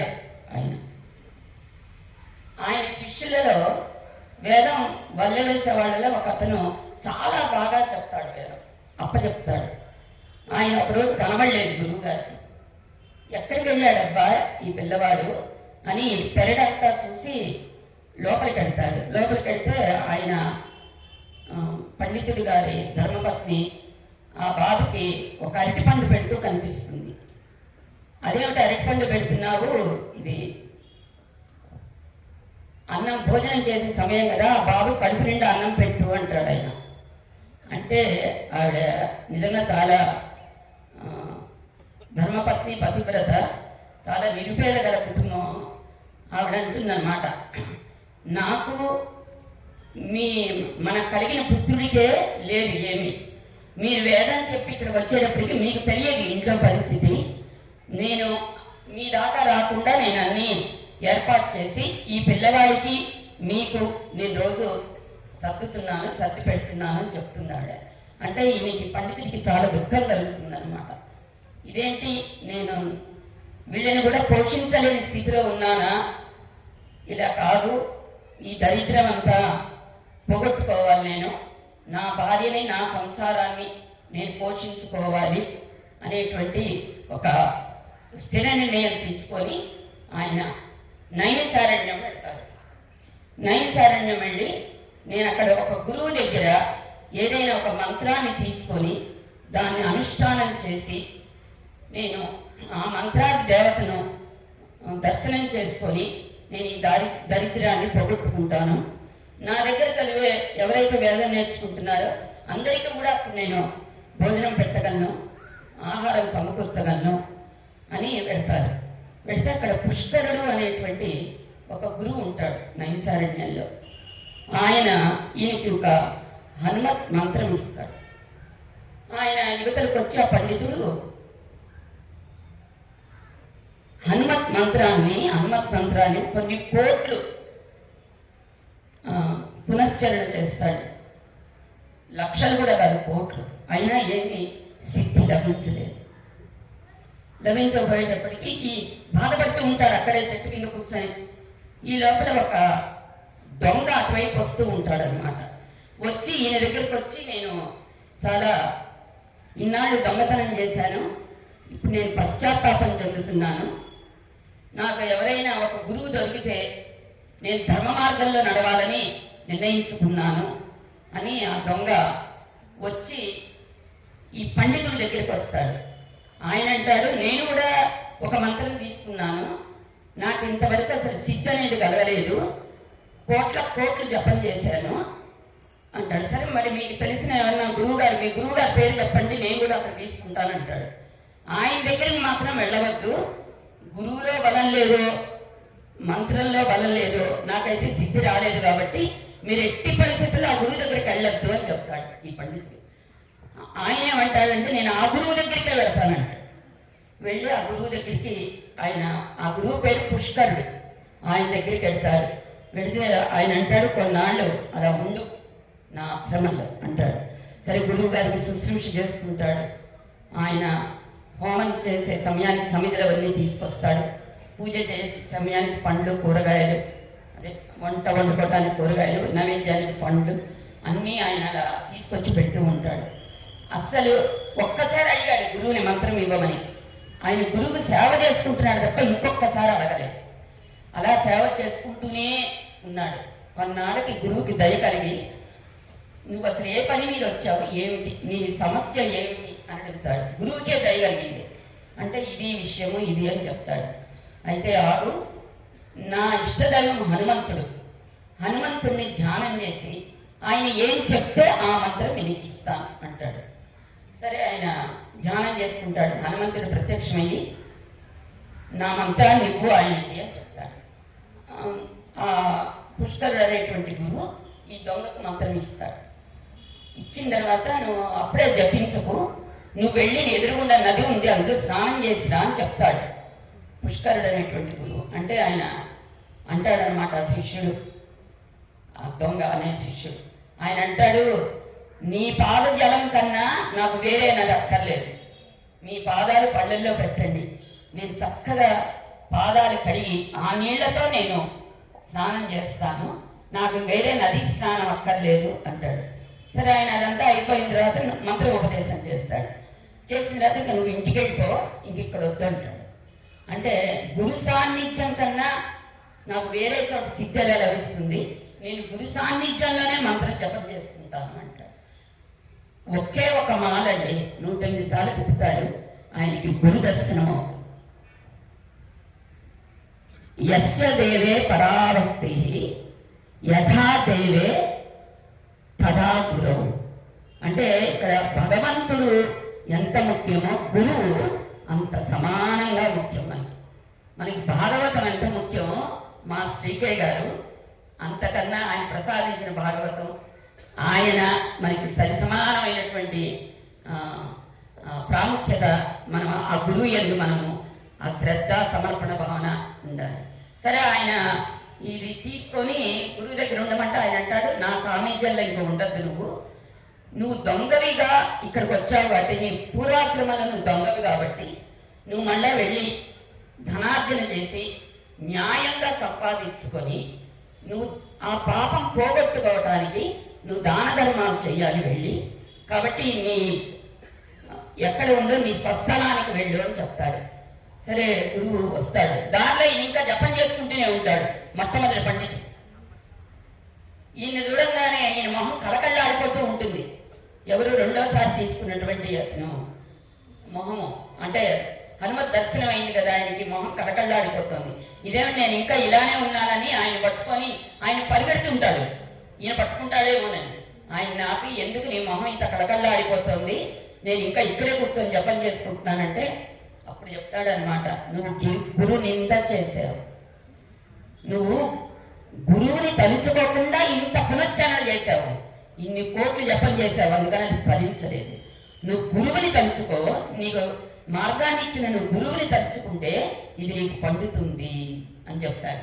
సరే, ఆయన మళ్ళా ఈ పండితుడు మళ్ళా వెనక్కి వెళ్ళి పుష్కరుడి దగ్గరికి వెళ్ళి మళ్ళా మంత్రం తీసుకొని సిద్ధి పొంది చెప్తాడు. అంటే మనము మంత్రే తీర్థే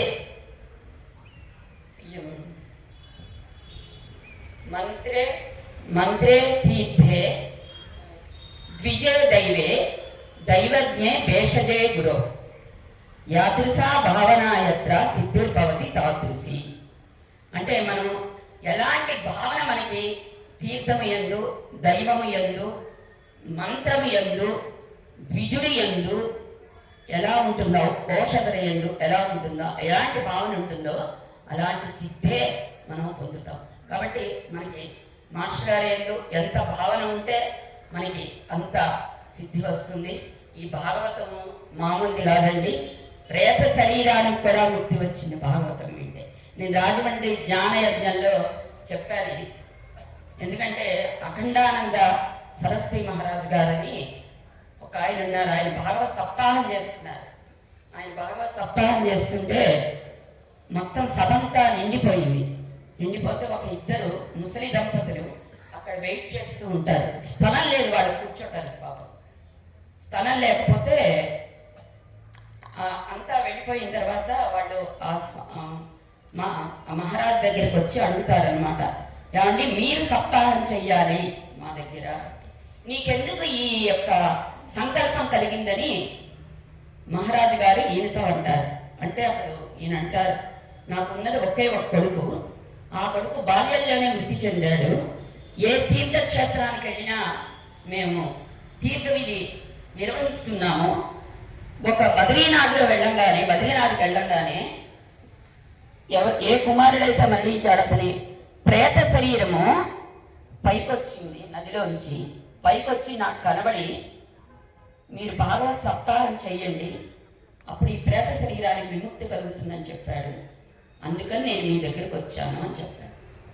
ఆ తల్లిదండ్రులు చెప్తారు, ఆయన చేత భాగవత సప్తాహం చేయించుకున్న తర్వాత ఆ ప్రేత శరీరానికి విముక్తి కలిగి దివ్య శరీరధారులై మళ్ళా తల్లిదండ్రులకు కూడా ఆ బిడ్డ దర్శనమిచ్చి పైకి వెళ్ళిపోతారు. కాబట్టి నాకు ఎక్కువగా తెలిసింది భాగవతమే. వాళ్ళందరూ ఇదిగా చెప్తుంటే నాకు చాలా ఆశ్చర్యంగా ఉంది. నేను అంతకన్నా భాగవతం గురించే నాకు ఎక్కువ అంటే పరిచయం ఎక్కువగా ఉంది. కాబట్టి మనకి మాస్టర్ గారు కూడా పుస్తకంలో చదివాను, పున్నయ్య శాస్త్రి గారు రాసిన పుస్తకాల్లో చదివాను. మాస్టర్ గారు కూడా ఈకే గారు కూడా అన్నారు, వైజాగ్ వచ్చేటప్పుడు వైజాగ్కి ఆయన స్థల మార్పిడి చేస్తున్నప్పుడు ఆయన అన్నారు, భాగవతం చదువుకోండి, అక్కడ ఉన్న వాళ్ళందరూ చాలా దిగులు పడ్డారట, కలవరపడ్డారట, మీరు వెళ్ళిపోతున్నారు మాస్టర్ గారు గుంటూరు నుంచి అంటే, భాగవతం చదువుకోండి నా సాన్నిధ్యం ఉంటుందని చెప్పారు. కాబట్టి భాగవతం చదువుకుంటే చదువుకోబోయే ముందు ప్రజ్ఞకి, చదువుకున్న తర్వాత ప్రజ్ఞకి తేడా ఉంటుంది. భగవంతుడికి భక్తునికి అనుసంధానం అంబికా దర్బారవత్తు కాదు భాగవతం. తర్వాత మనం జనాభా లెక్కల్లోంచి జనార్దుడి లెక్కల్లోకి రావాలంటే చదవాల్సింది భాగవతం. కాబట్టి మాస్టర్ గారు మనకి భాగవత మూర్తి అయి మనం చేసే సత్కార్యాలలో వెన్ను దన్నుగా ఉండి కాపాడుతూ ఉండాలి. మార్గం తప్పకుండా ఆయన మనల్ని రక్షిస్తూ ఉండాలి. ఆయనే రక్షకుడు, ఆయనే పోషకుడు. ఆయన మార్గాన్ని అనుసరించడమే మనకి సర్వశ్రేయస్కరం, శుభప్రదం, సర్వభద్రం. ఆయన భూగోళ సూర్యుడు మాస్టర్ గారు. ఆయన అందించిన భాగవతం నిత్య నూతనమైన సూర్యోదయం. ఎందుకంటే కృష్ణ నిర్యాణ సమయంలో కూడా వీళ్ళందరూ అడుగుతారు, కృష్ణాను వెళ్ళిపోతున్నావు, ఇప్పుడు వచ్చింది కలియుగం ఎట్లా అంటే, భాగవతం ఉందిగా అన్నట్ట కృష్ణుడు. భాగవతము సూర్యోదయం లాగా అప్పుడు వెలికి వచ్చింది. ఈ అవకాశాన్ని ఇచ్చినటువంటి పెద్దలకు ధన్యవాదాలు. స్వస్తి. సాహసం, ఎందుకంటే యోగుల పీఠంలో నాకు తెలిసి చరిత్రలో ఆమె స్వయంగానే చండీ హోమాలని ఎన్నో చేశారు. చిన్న విషయం కాదు, అందుకు భయపడతారు. 2 బాల సాహిత్యులు అంటే ఇక్కడ శ్రేణి కూర్చున్న ఉన్నాం కదా, అందరూ మాస్టర్ గారిని చూస్తారు ఆవిడ తప్పింది, కానీ మాస్టర్ గారు ఆవిడ చూస్తారు. చాలా తేడా. మాస్టర్ గారు నన్ను చూడాలి.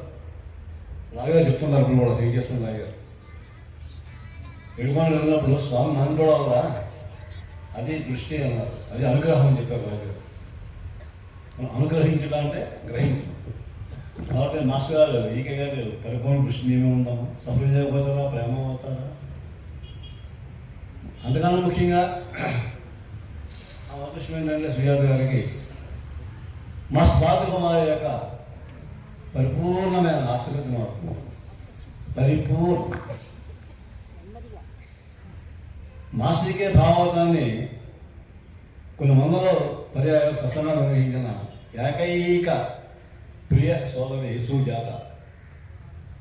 అంతేకాదు మా స్వాతంత్ర యొక్క భావవతాన్ని ఉద్గ్రంథాలను తయారు చేసి నవభౌతిక బృందం వారి సహకారంతో ఎన్నో సంప్రదాయాలని అందించిన సోదరి సుజాత గారు. మీరు సాహసే కాబట్టి మాసాయ కృష్ణుడు ఉంది కాబట్టి ఇంకా మనక కార్యక్రమం జరుగుతుంది ద్వారా ఇందాక చెప్పారు సోదరు మనకి ఫిబ్రవరిలో మాస్టర్ గారి యొక్క భావ సప్తాహం చేస్తున్నారు హైదరాబాద్లో 7 days. అది కూడా అందరూ కూడా పాల్గొనవచ్చని మనం చేస్తూ 4వ సప్తాహం బద్రీనాథ్, బృందావనం, నైమిషాలయం, హైదరాబాద్, భాగ్యనగరం. బాబా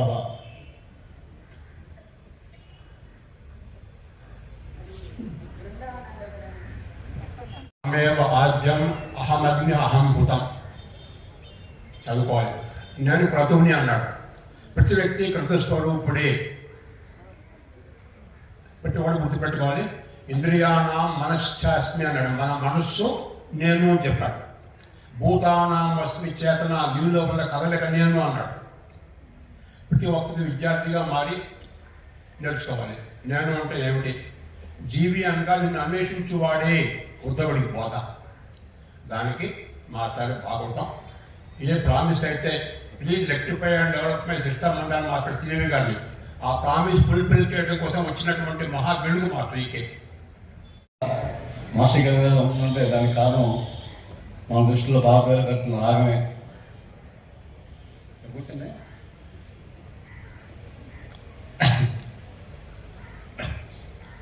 అదేవిధంగా కోడూరు మురళి గారు, ఆయన మాస్టర్ ఎక్స్ప్రెస్ పొందిన వ్యక్తి. హైదరాబాద్లో, ఒంగోలులో, వైజాగ్ నిర్వహిస్తుంటారు. దిగుబడులో కృష్ణస్వామి యొక్క స్పర్శను పొంది సంస్కృతిలో సోదరుడు కోడూరు. తర్వాత బి శ్రీనివాసరావు గారు విజయనగరం గణపతి ఉంటే వస్తారు. కార్యక్రమంలో భాగంగా లక్ష్మీదేవి గారు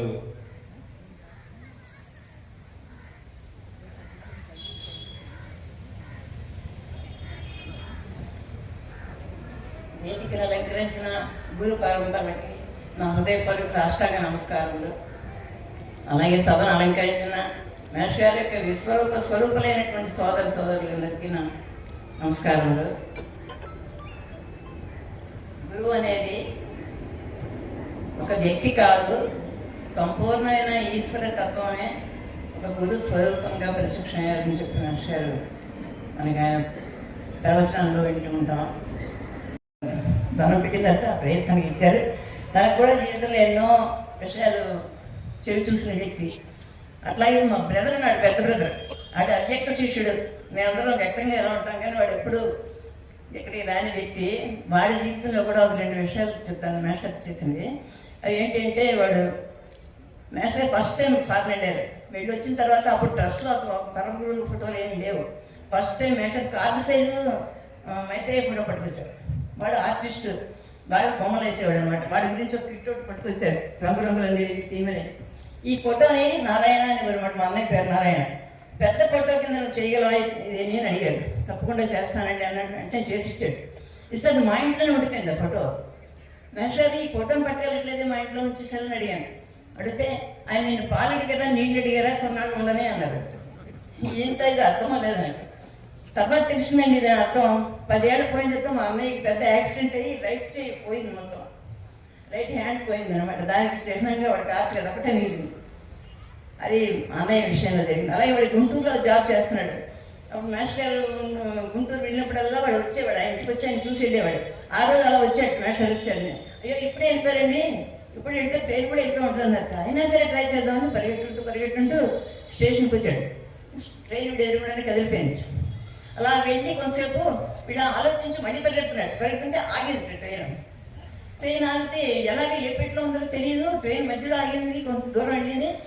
మళ్ళీ చూస్తున్నట్టు పరిగెడదామని ఇలా మేషార కంపార్ట్మెంట్ కిందకి దిగి నవ్వుతున్నారు. నేను చూసి మళ్ళీ పరిగెత్తుకుంటూ వెళ్ళి ఓర్చుకుంటూ అన్నం పెట్టాడు కాళ్ళకి.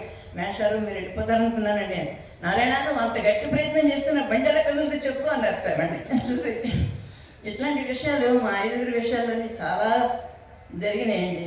మేషతో సాక్షాత్తుగా ఎంతో ప్రత్యక్షంగా ఉన్న విషయాలు అన్నమాట ఇవన్నీ. ఇది కాకుండా మేషాలు శరీరంలో ఉన్నప్పుడు చాలా జరిగినవి కాకుండా శరీరం విడిచిపెట్టిన తర్వాత కూడా జరిగాయండి అద్భుతాలు. అంతకంటే ఎక్కువ చూపించారు ఆయన. ఏంటి అంటే నేషనల్ విడిపోయిన కొత్తలో అనుకుంటా నవనీతం గారికి డేట్స్ తెలిస్తే నాకు తెలీదు. కుమార్ గారు 2 బుక్స్ రాశారు. ఆశ్రమ లీవ్స్ ఒకటి, ఇంకో బుక్ మొదట ఆయన రాసిన బుక్స్ అనమాట. తర్వాత నవనీతం గురు పూజలు దగ్గరలో ఉన్నాయి, ఇవి మనం రిలీజ్ చేయాలి, మేషర్ గ్రీన్ సిగ్నల్ చూపిస్తే మనం రిలీజ్ చేద్దామని చెప్పారు నవనీతంతో ముందు.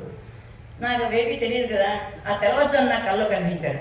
ఆయన వెళ్ళిపోయిన తర్వాత కూడా తరచుగా కనిపించడం, మళ్ళీ మా ఇంట్లో ఏ బెడ్ మీద అయితే పడుకుండేవారు అలా రెస్ట్ తీసుకోవటం, కాసేపు పోయిన తర్వాత వెళ్ళిపోతుండే జరుగుతుండేది. ఆ సమయంలోనే నేను ఏదైనా అడుగుతుంటే చెప్తుంటుండేవారు. కొన్ని సమస్యలు ఎవరైనా చెప్తున్నాను చెప్పేదాన్ని. ఎక్కడైనా ఏదైనా జరుగుతుందో నాకు చెప్పేవారు, అలా జరుగుతుంది అక్కడ పర్వాలేదు సేవ అవుతారని చెప్తుండేవారు. ఆ విధంగా నేను వచ్చుకుంటున్నాను. మేషర్ ఇప్పుడు మీరు ఏం వర్క్ చేస్తున్నారు అని అడిగాను నేను. అదేంటి 2 బుక్స్ రాశాను కదా, గురు పూజలో రిలీజ్ అవుతాయని చెప్పారు. నేను ఆ కొత్తలో ఏం జరిగినా నవనీతం పైన ఉండేవాడు, నేను తినలేదు అనమాట ఇంట్లో. ఆ రోజు ఆయన ప్రేరేపంతో పరిగెత్తు నవనీతం దగ్గరికి వచ్చేదాన్ని. నవనీతం ఏంటో మేషర్లా కనిపించాడు. ఆశ్చర్యపోయాడు. అవునక్క ఈ 2 బుక్స్ పెట్టుకున్నావు ఇలాగా. తర్వాత కుమార్ గారు నన్ను నవ్వుతూ అడిగారు, మిమ్మల్ని మీడియేటర్ కింద పెట్టుకోవచ్చు అని. ఆ పప్పులు ఉడకమండి ఆయన దగ్గర, ఆయన ఎప్పుడు కనిపిద్దాం అనుకుంటే అప్పుడే, కానీ నేనెంత బతుకెంత అన్నమాట. అట్లా మేష్ గారు అదొకటి చేశారు. తర్వాత ఆయన కొద్ది రోజులు పోయిన తర్వాత ఒకరోజు నవనీతం గారు అత్తగారు విలయలో ఒక డేంజరస్ పాము తాగడం అయింది, కుట్టలేదు. అది కుడితే చాలా పాయిజన్ అంటే చాలా డేంజరస్. తర్వాత వాడే చెప్పాడు నాకు. అది ఆ కబుర్లకి అందింది. డాబా మీద ఉమా వాడు ఆందోళనతో కూర్చున్నారు లైట్ వేసుకుని తెల్లవారులు. నాకు కింద 4 గంటల తర్వాత ఆయన కనిపించి అమ్మగారు మందేసి వెళ్ళిపోతుంటే పాలు తాగరా అని అడుగుతున్నాను అనమాట. వచ్చినప్పుడల్లా పాలు తాగుతారు. ఉండి మళ్ళీ వస్తాను, ఇంటి మీద పావుంది అన్నారు అని వెళ్ళిపోయారు.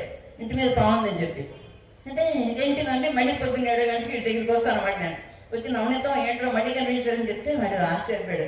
అవును ఇలా అయింది రాత్రి ఆవిడకి, అవుట్ ఆఫ్ డేంజర్ అంటే మేషర్ అన్నయ్య కదా మన చుట్టాలు కూడా కాపాడుతున్నారు ఇలా అని చెప్పి ఆశ్చర్యపోయాం. ఇలాంటి తర్కణాలు చాలా చూపించారండి. అంతా అయిపోయింది. మేషర్ చెప్తున్నాను, మాటలే మంత్రాలు మన కృష్ణస్వామి బుక్ రాశాడు మనకి. మా అమ్మాయి 7.5 ఏళ్ళ అమ్మాయి వంశీ, మోహన వంశీ అని మేష్ గారు పేరు పెట్టాం. అక్షరాభ్యాసాలు ఆంధ్రప్రదేశ్ అన్నీ నా పిల్లలకి ఆయనే. దానికి తీవ్రమైన సృష్టి చేసింది టైఫాయిడ్. ఆయన మొదటిసారి ఫారెన్ వెళ్ళిపోయారు మేషారు, లేరు. 40 days దానికి బాగా క్రానిక్ అయిపోయింది. అంటే ఇంక చావు బతుకుల్లోకి వచ్చేసింది పిల్ల. మేషారు మధ్యలో కేబుల్ ఇవ్వండి మేషానికి, ఫోన్లో వెళ్ళి కేబుల్ ఇవ్వండి మేషానికి అడిగింది. అది సరే అదంతా అయింది. మేషారు వచ్చారు ఇంటికి. వచ్చేసరికి సీరియస్గా ఉంది కదా, ఇంక ఇవాళ రేపు అన్నట్టుగా ఉంది కదా. నేను ఎదురు మేషర్ శ్రీమంత అక్కయ్య గారు అంట ఆవిడ అన్న, తండ్రి దేవి పిల్లలు చూస్తున్నారు మీకోసం, ఇక్కడికి వచ్చారంటే అక్కడికి వెళ్ళకుండా అంటే అది బతకదే, నేను దేవి మోహన్ చూడలేను అన్నారు. నేను బాధపడుతూ మన్నాడు పొద్దున వచ్చారండి ఇంటికి. రాత్రి వచ్చారు. వచ్చి 40 రోజుల నుంచి దాన్ని వాటర్తో ఉంచాం అనమాట. ఫుడ్ వెళ్ళడానికి వీలేదు కదా. కూర్చొని ఆయన అంటే ఎలా రక్షణ చేస్తారంటే మన మానసికంగా మనం ఇదైపోకుండా కూడా ముందు జరగబోయి కూడా చూసి అలా రక్షించేవారు.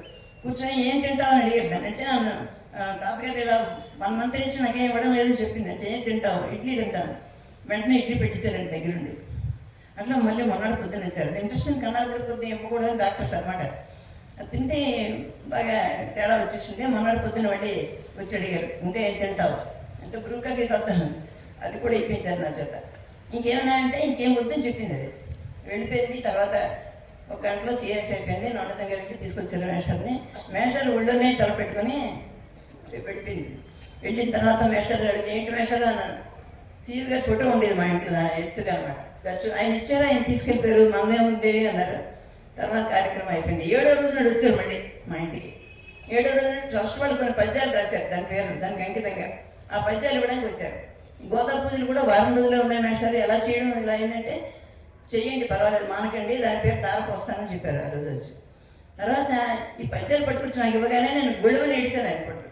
అంటే మేషాలు నా వైపు చూసి అన్నారండి, ఇది నీ లోపం కాదు, నా సాధన లోపం అన్నారు. ఒక పెద్ద బరువైన మాట తెలిసలేదు మాట నా మీద. నీ లోపం కాదమ్మా ఇది, ఇంకా 7వ రోజు కూడా ఏడుస్తున్నావు అంటే నా సాధన లోపం అన్నారు. అంతేనండి చెప్తే నమ్మరు మీరు. ఆ మాట ఆయన అన్న తర్వాత కడుపులో విపరీతమైన మంట ఉంటుంది కదా, మంట తగ్గితే నీళ్లు తెలిగినట్టుగా మేషాల మాటలతో. ఇది మేషాల యొక్క వ్యక్తం కానీ, మాటలు కానీ, చేతలు కానీ, సూపులు కానీ. చివరికి మోదు కూడా వెళ్ళిపోతున్నారు మేషాలు. ఇంకా రేపు పొద్దున్నే తెలిసింది, ఏంటి మందు ఇవ్వలేదు అమ్మగారికి, ఎక్కడున్నా అమ్మతో మంచి లింకప్ మేషాలు. చాలా అదొక పెద్ద హిస్టరీ నాకు టైం కాదు. ఆ తర్వాత అమ్మగారి జీవితం అంతా స్వామి స్వామి అని మంచం మీద ఉండి చివరి ప్రాణాల వరకు మేషాలు వచ్చి మన వరకు వచ్చి వెళ్ళిపోయామాట. ఈవిడ అంత సాధకురాలు అమ్మగారు. మేషాలు ఒకసారి చెప్పారు, మా అమ్మగారికి నాకున్న సంబంధం మీకు తెలియదు, జన్మల నుంచి వస్తున్న సంబంధం ఇది అని చెప్పారు. సరే ఆవిడ ఆ రోజుల్లో ఫోన్ ఉండేవి కాదు. మేషాలు క్యాంపులు వెళ్ళినా ఈవిడ కొంచెం సీరియస్ అయితే వెంటనే వచ్చేసారు నేను మంది వేయడానికి. అలాంటి లింకప్ అమ్మగారికి ఆయనకి అనమాట. తర్వాత మొదలు కూడా వెళ్ళిపోతున్నారని తెలిసి నేను వెంటనే పరిగెత్తుకుంటూ రాదవదండి. వెళ్తే అక్కడ మన రాము కూడా ఇక్కడ ఉన్నాడేమో, వాడే ఎగ్జామ్ నాకు సాక్షి. మేష తలిపేస్తున్నారు లోపల, రాధామాధవ లోపల. వీడేమో పైన కూర్చున్నాడు. నేను వెళ్ళాలి లోపలికి తలుపు తీరా అన్నాను. లేదండి మేషలు ఉగ్ర నరసింహ ఉన్నారు, ఎవరి లోపల పంపించొద్దన్నారు అన్నాడు. అదేంట్రా అన్నాను. అంతే నవనీతం గారికి ఏదో పనపు చెప్పారు, నవనీతం గారితో మాట్లాడారు, ఆయనకి ఏదో పనపు చెప్పారు, ఎంటారు బయటికి, ఇప్పుడు లోపలికి ఎవరిని పంపించొద్దా అన్నాడు. దేవి వచ్చిందని చెప్పరా, రమ్మంటే వెళ్తాను నాకు ఇంటికి వెళ్ళిపోతానులే అన్నాడు. లోపలికి వెళ్ళి చెప్పాడు, దేవి గారు వచ్చారు రావచ్చా, పంపించరా అన్నారు. లోపలికి వెళ్ళాను. వెళ్తే నవ్వుతున్నారు, తలుపు జారేసి నవ్వుతున్నారు. ఏంటి వేషాలు అందరూ ఒక నష్టం అనుకున్నారు, ఆ మాస్క్ పెట్టుకున్నారు అలాగన్నారు. సరేనండి. తర్వాత అది ఏంటి అమ్మగారు మందు ఇవ్వకుండా వెళ్ళిపోతున్నారు, నెల్లాళ్ళ వరకు రాత్రా అని మాట్లాడలేదు. అయితే పలానా మందు చెప్తారు నాకు నెల్లాళ్ళు ఏమయ్యాలి, ఏం మాట్లాడలేదు. తర్వాత అన్నారు శ్రీమతంగా కూర్చో అన్నారు. కూర్చుని అనమాట. కూర్చున్న తర్వాత నా వైపు ఒక 5 నిమిషాలు కన్ను ఆపకుండా చూశారు. అది నేను ఇప్పటికీ నా జీవితం అంతా చూసి సరిపోతున్నాను. అంత అలాంటి ఒక డెక్షనరీ చూపు చూశారు మేషం నా వైపు. చూసి తల మీద ఒకసారి కొట్టి అమ్మగారి జాగ్రత్త అని చెప్పారు.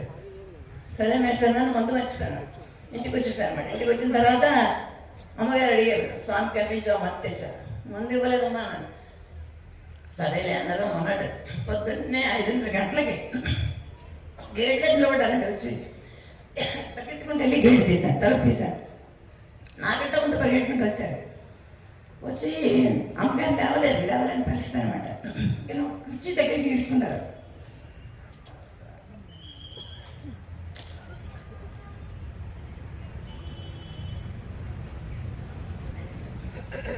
కుర్చీ దగ్గరికి ఇడ్చుకొని అమ్మగారు వైపు చూస్తూ దండం పెట్టుకున్నారు. కుర్చీ మీద నిలబడారు. ఎక్కిపోయి పైకి కుర్చీ ఎక్కి నిలబడి పాదాలు ఇచ్చారు మాట అమ్మగారికి. ఆవిడ పడుకునే పాపం పాదాలు నమస్కారం పెడుతుంటే చివరికి భూమి మీద పాదాలు నిలుస్తాయని చెప్పారు. పక్కనే ఉన్నా నాకు వినపడలేదు. ఆ మాట ఈవిడికి వినపడుతుంది. ఆవిడ చాలా గాబరా పడుతూ మేషర్ చూశారు. చూసారు మేషర్ నవ్వుతూ దిగి వెంటనే వెళ్ళిపోయారు. మొత్తం గేట్ తీసుకుని వెళ్ళిపోతున్నారు అన్నమాట ఊరికి. ఎందుకంటే అమ్మగారు మాకు చెప్పలేదు ఈ విషయం. చెప్పకుండా చాలా బెంగగా ఉన్నారు ఒక రోజంతా. ఎందుకమ్మా ఇలా ఉన్నారంటే ఏం లేదన్న తర్వాత మేష్ గారు శరీర త్యాగం చేసిన తర్వాత ఒక వెండి పాదుకలు బంగారు పాదుకలు చేయించి పట్టుకొచ్చి మా మందిరంలో బంగారు పెట్టి వెండి పాదుకలు ట్రస్ట్ పంపించారు అమ్మగారు. అనే పొజిల్లో పెట్టండి అని చెప్పి. ఇలా మేషాలు అనేక విధాలు మా ఇంట్లో ప్రత్యక్షమయ్యాయి. అదే కాకుండా ఎంతమందికి ఆయన ఇవ్వాలి రక్షణ, అంతమందికి ఇప్పటికి కూడా ఇస్తున్నారు ఆయన శాస్త్రంగా. ఆయన భౌతికంగా లేకపోవచ్చు కానీ రాజుగారు ఒక మంచి ముచ్చటైన విషయం ఒకటి రాశారు సౌనీర్లో. అంటే మేస్టర్ జననం డేట్ వేశారు, కానీ శరీర త్యాగం డేట్ అప్పుడు అంతర్యామిత్వం చెందారు అన్నారు. అది కరెక్ట్ అయిన వర్డింగ్ అనమాట. తర్వాత నవనీత మొన్నోడు చెప్పాడు, ఒక సూర్యుడు సమస్త జీవులకు అదొకటి, రెండు అక్షర సత్యం మేస్టర్ విషయం అసలు. ఇందాక అవకాశం ఇచ్చినందుకు సోదరులకు నమస్కారం. మాస్టర్గా లైవ్ ఇచ్చారు మేడం గారు. ఉందేబాద్ ఎక్స్ప్రెస్ రోడ్ వదిలేస్తే మన అన్ని కూడా ఉండదు. మనకి అంత అనుభూతి అనమాట. అందుకు అనుభూతి పదం వాడాను ఆమె గురించి. కార్యక్రమంలో భాగంగా శ్రీపతి కదా, శ్రీపతి అంటే ఇంకా లోపల నుంచి అసలే లోపల కాబట్టి పొద్దున్న నుంచి వస్తుంది భారతీయ గీతాలు. బికాస్ ఈ డాక్టర్ ఆఫ్ మాస్టర్ ఈకే అనుకో 20 minutes ఆయన 20 minutes చేస్తున్నాడు.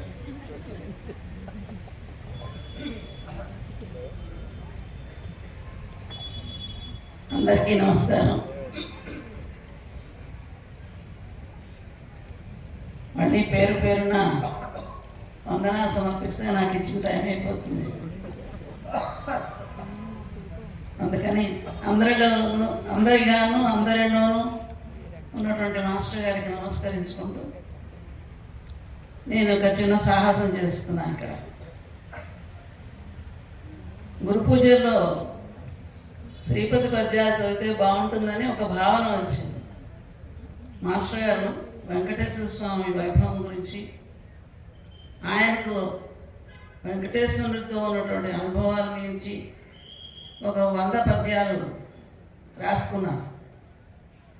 అవి ఒక 3 పద్యాలు మాత్రం మన వెంకటేశ్వర స్వామి పూజా విధానంలో వెనకాల ప్రచురించి ఉంచారు మన వాళ్ళు. మామూలుగా పూజ చేసుకుంటున్నప్పుడు ఆ 3 చదువుకుంటూ ఉండేదాన్ని.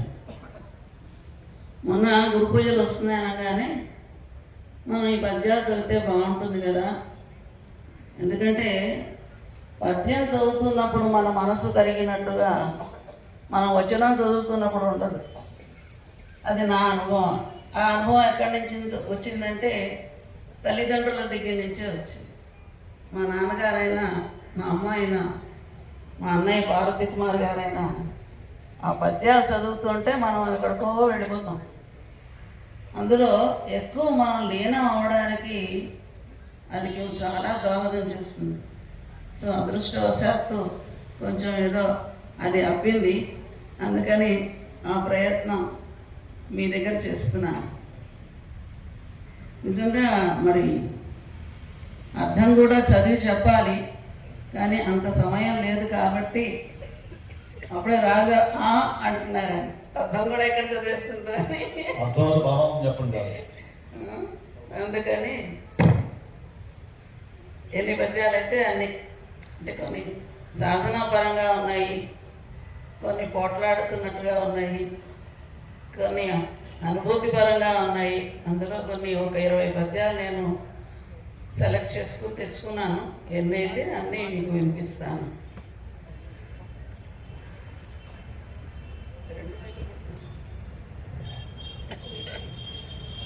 మైకులు కదా మైకులు.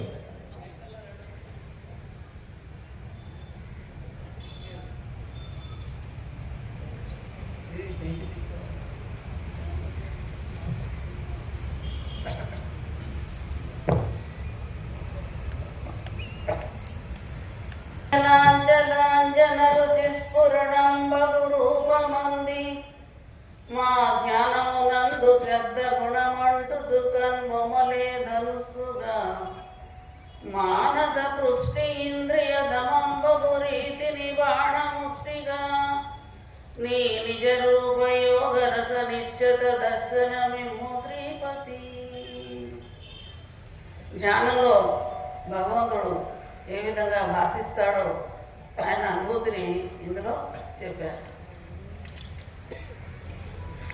ఏ వానింగుని ఉద్ధరించుటకు నీవి కొండపై నెక్కితో దేవా, నీ ఒక మోటు దేవుడవుగాదే తల్లి ఏ రీతిగా నీవున్నట్టి నగాగ్రమెక్కి దిగు పోనీ సాటి వేల్పట్లుగా నీవామెందల పైన పెట్టుకొని మన్నింపనేదగు శ్రీపతి.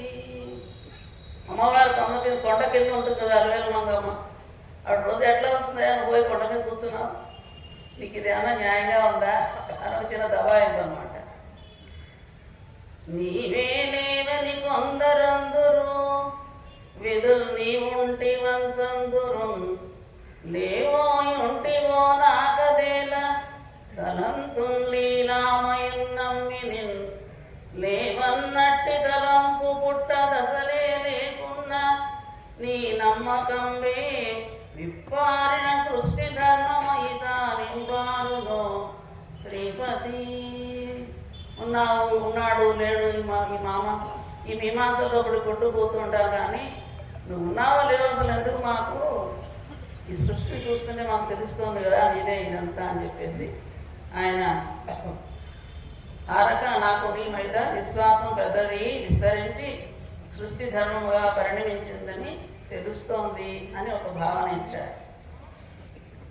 నన్ను లాలించిన గోపగించినను ఆనందం వయ్య నాకయ్యే, నైనను దీనావన పుణ్యగాన రచనా నైపుణ్యముక్తిత్వ, అందున నీకెన్నడు అప్రతిష్ట పురవో దోషంబు ప్రాప్తించినన్, విను నాస్తిక్యము హెచ్చు బ్రోవమునను నీకోసమై శ్రీపతి. నా కోసం కాకపోయినా నీ భక్తులకు విశ్వాసం కలగటం కోసం నన్ను కాపాడవయ్యా అంటున్నాను. భక్తున అగ్ని పర్వతము రద్దలుగా నైరాతి పాకములు, నిగ్గులు దేరినట్టులుగా నీపై నిలిచిన భక్తి వెచ్చనై, వెగ్గల మౌసు భావముల వెయ్యక చక్కని రాతి వంకపై మొగ్గలు పెట్టి తాపముల మోసులుగా ప్రవహించే శ్రీపతి. నాకు నీ పైగల స్థిరమైన భక్తి కాస్త వేడెక్కి విక్కుటమై భావ ప్రవాహమై చివరకు మొగ్గలు తొడిగిందయ్యా అని అంటున్నారు. ఇంతటి ప్రజ్ఞ పెట్టి సృజించితి మానవు, ఇంతమంది ఇంతటి వారిని పెట్టుకొని ఎట్టుల నెగ్గుతుంటివయ్యా, కాసంతయు క్లేశమందక నిజంబుగా నీయదే ప్రజ్ఞ, ఇట్లు నీ అంతటి కుర్రసత్తు నిదుపాఖ్యనం పెట్టుటే ప్రజ్ఞ శ్రీపతి. నేనన నీదు పేరు మరి నేనను నర్ధన నీదు మంత్రమై, నేనను ప్రజ్ఞ నిలిపి మరి నిన్నును నేనని పిలుచుకుంటూ, నా నేనును నీదు నేను రుచి నిలిపిన జీవన మెండు చాలకి ధ్యానము మాకు నేల, ఒక తావున నేను సింహంప శ్రీపతి. శాంతి లభించడానికి ధ్యానం కంటే మించింది ఏదీ లేదు కదా. అటువంటి ధ్యానాన్ని నాకు నిలకడగా ఉండేటట్టుగా ప్రసాదింపవయ్యా అంటున్నారు. విగ్రహమేల సాధనకు వేరుగనందురు కొందరేమో, నీ నిగ్రహమందు రూపు హవణించిన సర్వము నీవేగాగా, మా విగ్రహమందు లేవనడి వెర్రి అదేలా, యొకింతలోన మా ఆగ్రహమేలా, నీవైన అన్నిటి అందున కొంత శ్రీపతి. సాధనకు వేరుగా విగ్రహం ఎందుకని కొందరు ప్రశ్నిస్తూ ఉంటారు. నీ అధ్యయనంలో రూపొందిన సమస్తములోనూ నీవే ఉండగా మా విగ్రహంలో లేవనే వెర్రి ఆలోచన ఎందుకు? అన్నిటి యందు నీవే ఉన్నప్పుడు విగ్రహం విషయంలో వీరికి కోపం దేనికో అంటున్నారు. ఆలయమేల వేరుగనంటందురు కొందరు వెర్రులవుచు, నీ కాలయమున్నంబైకునిన ఆపద ఏమి, స్వదీయ దేహమే ఆలయమంచు, మాకు తెలియంగాను సాధన మార్గమైన నీ ఆలయమందు దర్శనమాంకరణమును బాబు శ్రీపతి. వెరితనంతో కొందరు నీకు ఆలయం ఎందుకని ప్రశ్నిస్తారు. నీకు ఆలయం ఉంటే వారికి వచ్చిన ఆపదేమిటో, ఈ దేహమే దేవాలయం అని మాకు తెలియడం కోసం ఏర్పడిన సాధనా మార్గమే నీ ఆలయం. అట్టి నీ ఆలయ దర్శనం ద్వారా మా అహంకారాన్ని తొలగింపవయ్యా అని ప్రార్థన చేస్తున్నారు. తప్పులు చేసి ఇటు దానవలోకమనందు నిలుసు మా తప్పులు చూచి చూచి బిరుసులు చూడ్పులు సోకకుండా నీ ఒప్పుల నేత్ర దీపములవో మమురేయింబవళ్ళు ప్రేమలంజిప్పిలం చూచి మానవత చెందగ నిల్పునుగానే శ్రీపతి. తప్పులు చేసి చేసి రాక్షస లోకంలో నిలిపేటట్లున్న మా విధానాలను చూసి మాపై కఠినమైన వెచ్చని చూపులను ప్రసరింపనీయకుము. నీ సుందరమైన దీపాల వంటి కన్నులు ఎల్లవేళలా వాత్సల్యాన్ని వెదజల్లుతూ మానవత్వాన్ని నిలబెట్టును కదా.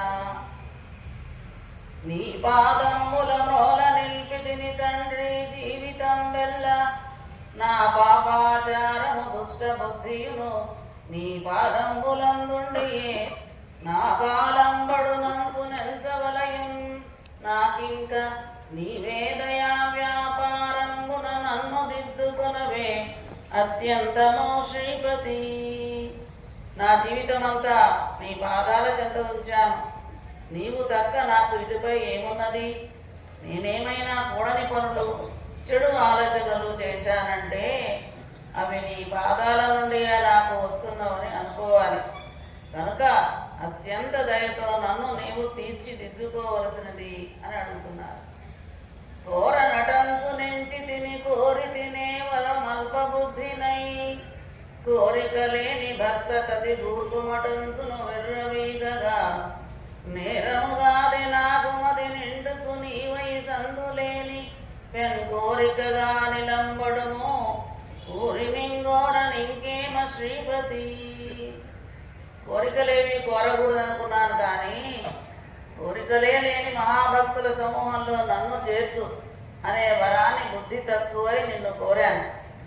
కోరణ అనే అహంకారం కూడా తప్పేసుమా. ప్రేమతో నీవే పెద్ద కోరికగా మారి సందులేని విధంగా నా మనస్సులో స్థిరంగా నిండిపో. ఇకపై నిన్నేమీ కోరను. మళ్ళీ ఏమి కోరనట్లేదు. లోభమత్సరమతిన్ను కలవాడ నటంచు నన్న కోరిక లేని వాడనై కూడిన గర్వము లేని వాడనై తీరిన లోభమత్సరమతిన్ కలవాడ నటంచు నన్న ఆ పేరు ప్రసిద్ధ కోసమై పెద్దగా యత్నము చేసి కాలని తీరిన వాడు చేయగా అది నింగొల్వగ నిమ్ము శ్రీపతి.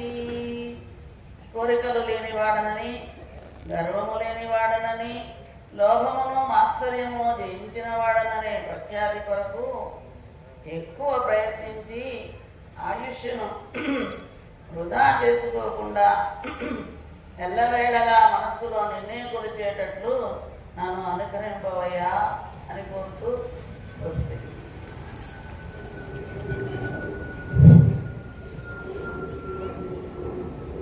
కార్యక్రమంలో భాగంగా కోడెల ఊళ్ళి గారు 15 నిమిషాలు ప్రసంగిస్తారు.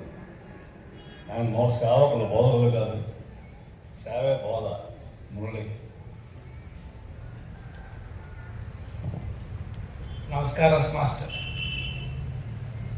సోదర బృందానికి అందరికీ కూడా నా హృదయపూర్వక నమస్కారాలు తెలియజేస్తూ,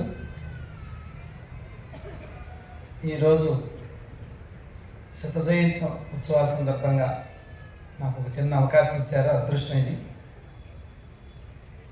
కోడూరులో కృష్ణస్వామి గారు విశాఖపట్నంలో ఎలా అయితే ఇక్కడ కార్యక్రమాలు జరుగుతున్నాయో అలాంటి కార్యక్రమాలని అక్కడ నిర్వహించాలని ఆయన సంకల్పం చేసి కోడూరులో కొంతమంది యువకుల్ని తీర్చిదిద్ది అక్కడ గురు పూజలు నిర్వహించారు. మొట్టమొదటిగా కోడూరు వచ్చేసిన తర్వాత ఎవరన్నా మందు అడుగుతుంటే ఇవ్వటం మొదలు పెట్టాను. ఇంకా ఇచ్చేటప్పుడు ఆ కాగితం రాసుకుని లక్షణాలు చూసి ఇస్తున్నాను. ఇలా ఉండగా నెమ్మదిగా ఇటువైపు ట్యూషన్ చెప్పేవాళ్ళు కదా, మీరు కూడా అలా జంతువు అని ప్రైవేట్ పెట్టారు కదా, మీరు కూడా కట్టేసి కదా అని హై స్కూల్లో కానీ ట్యూషన్ ఏర్పాటు చేసి నేను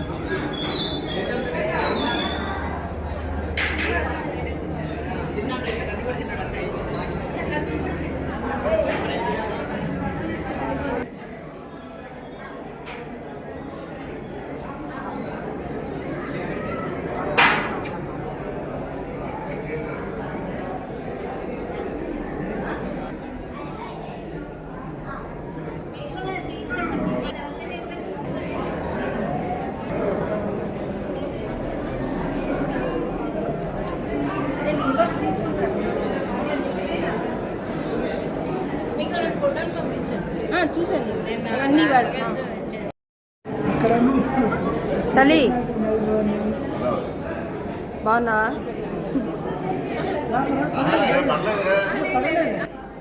బాబుని కూడా పంపించాను.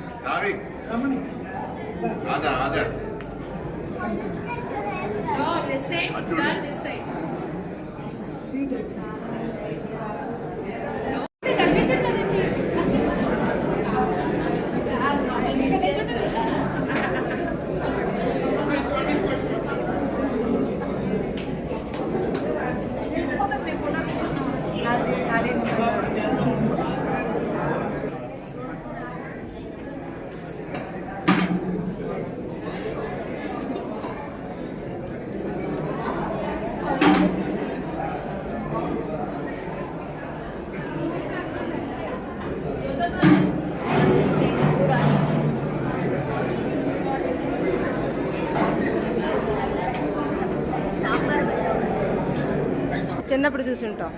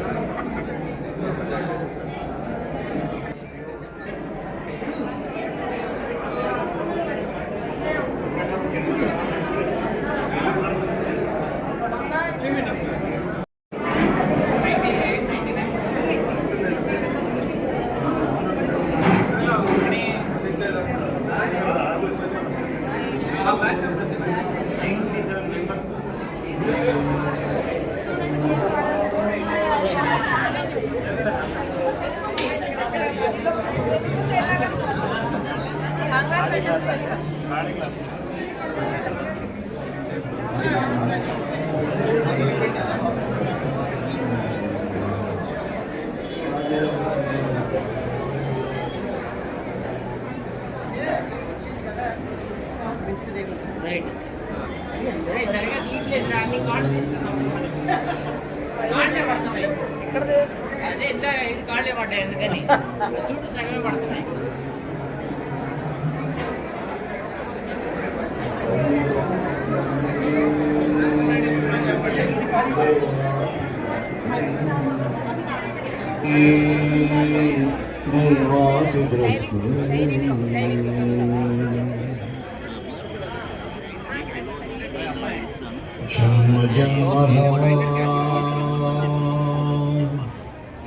ఆత్మసాధనం జ్వాలతోని సందేశం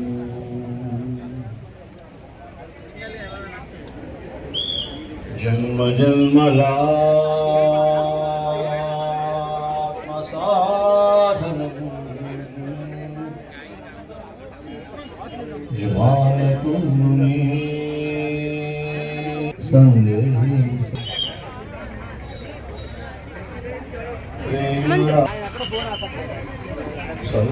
సర్వజీవరాసులా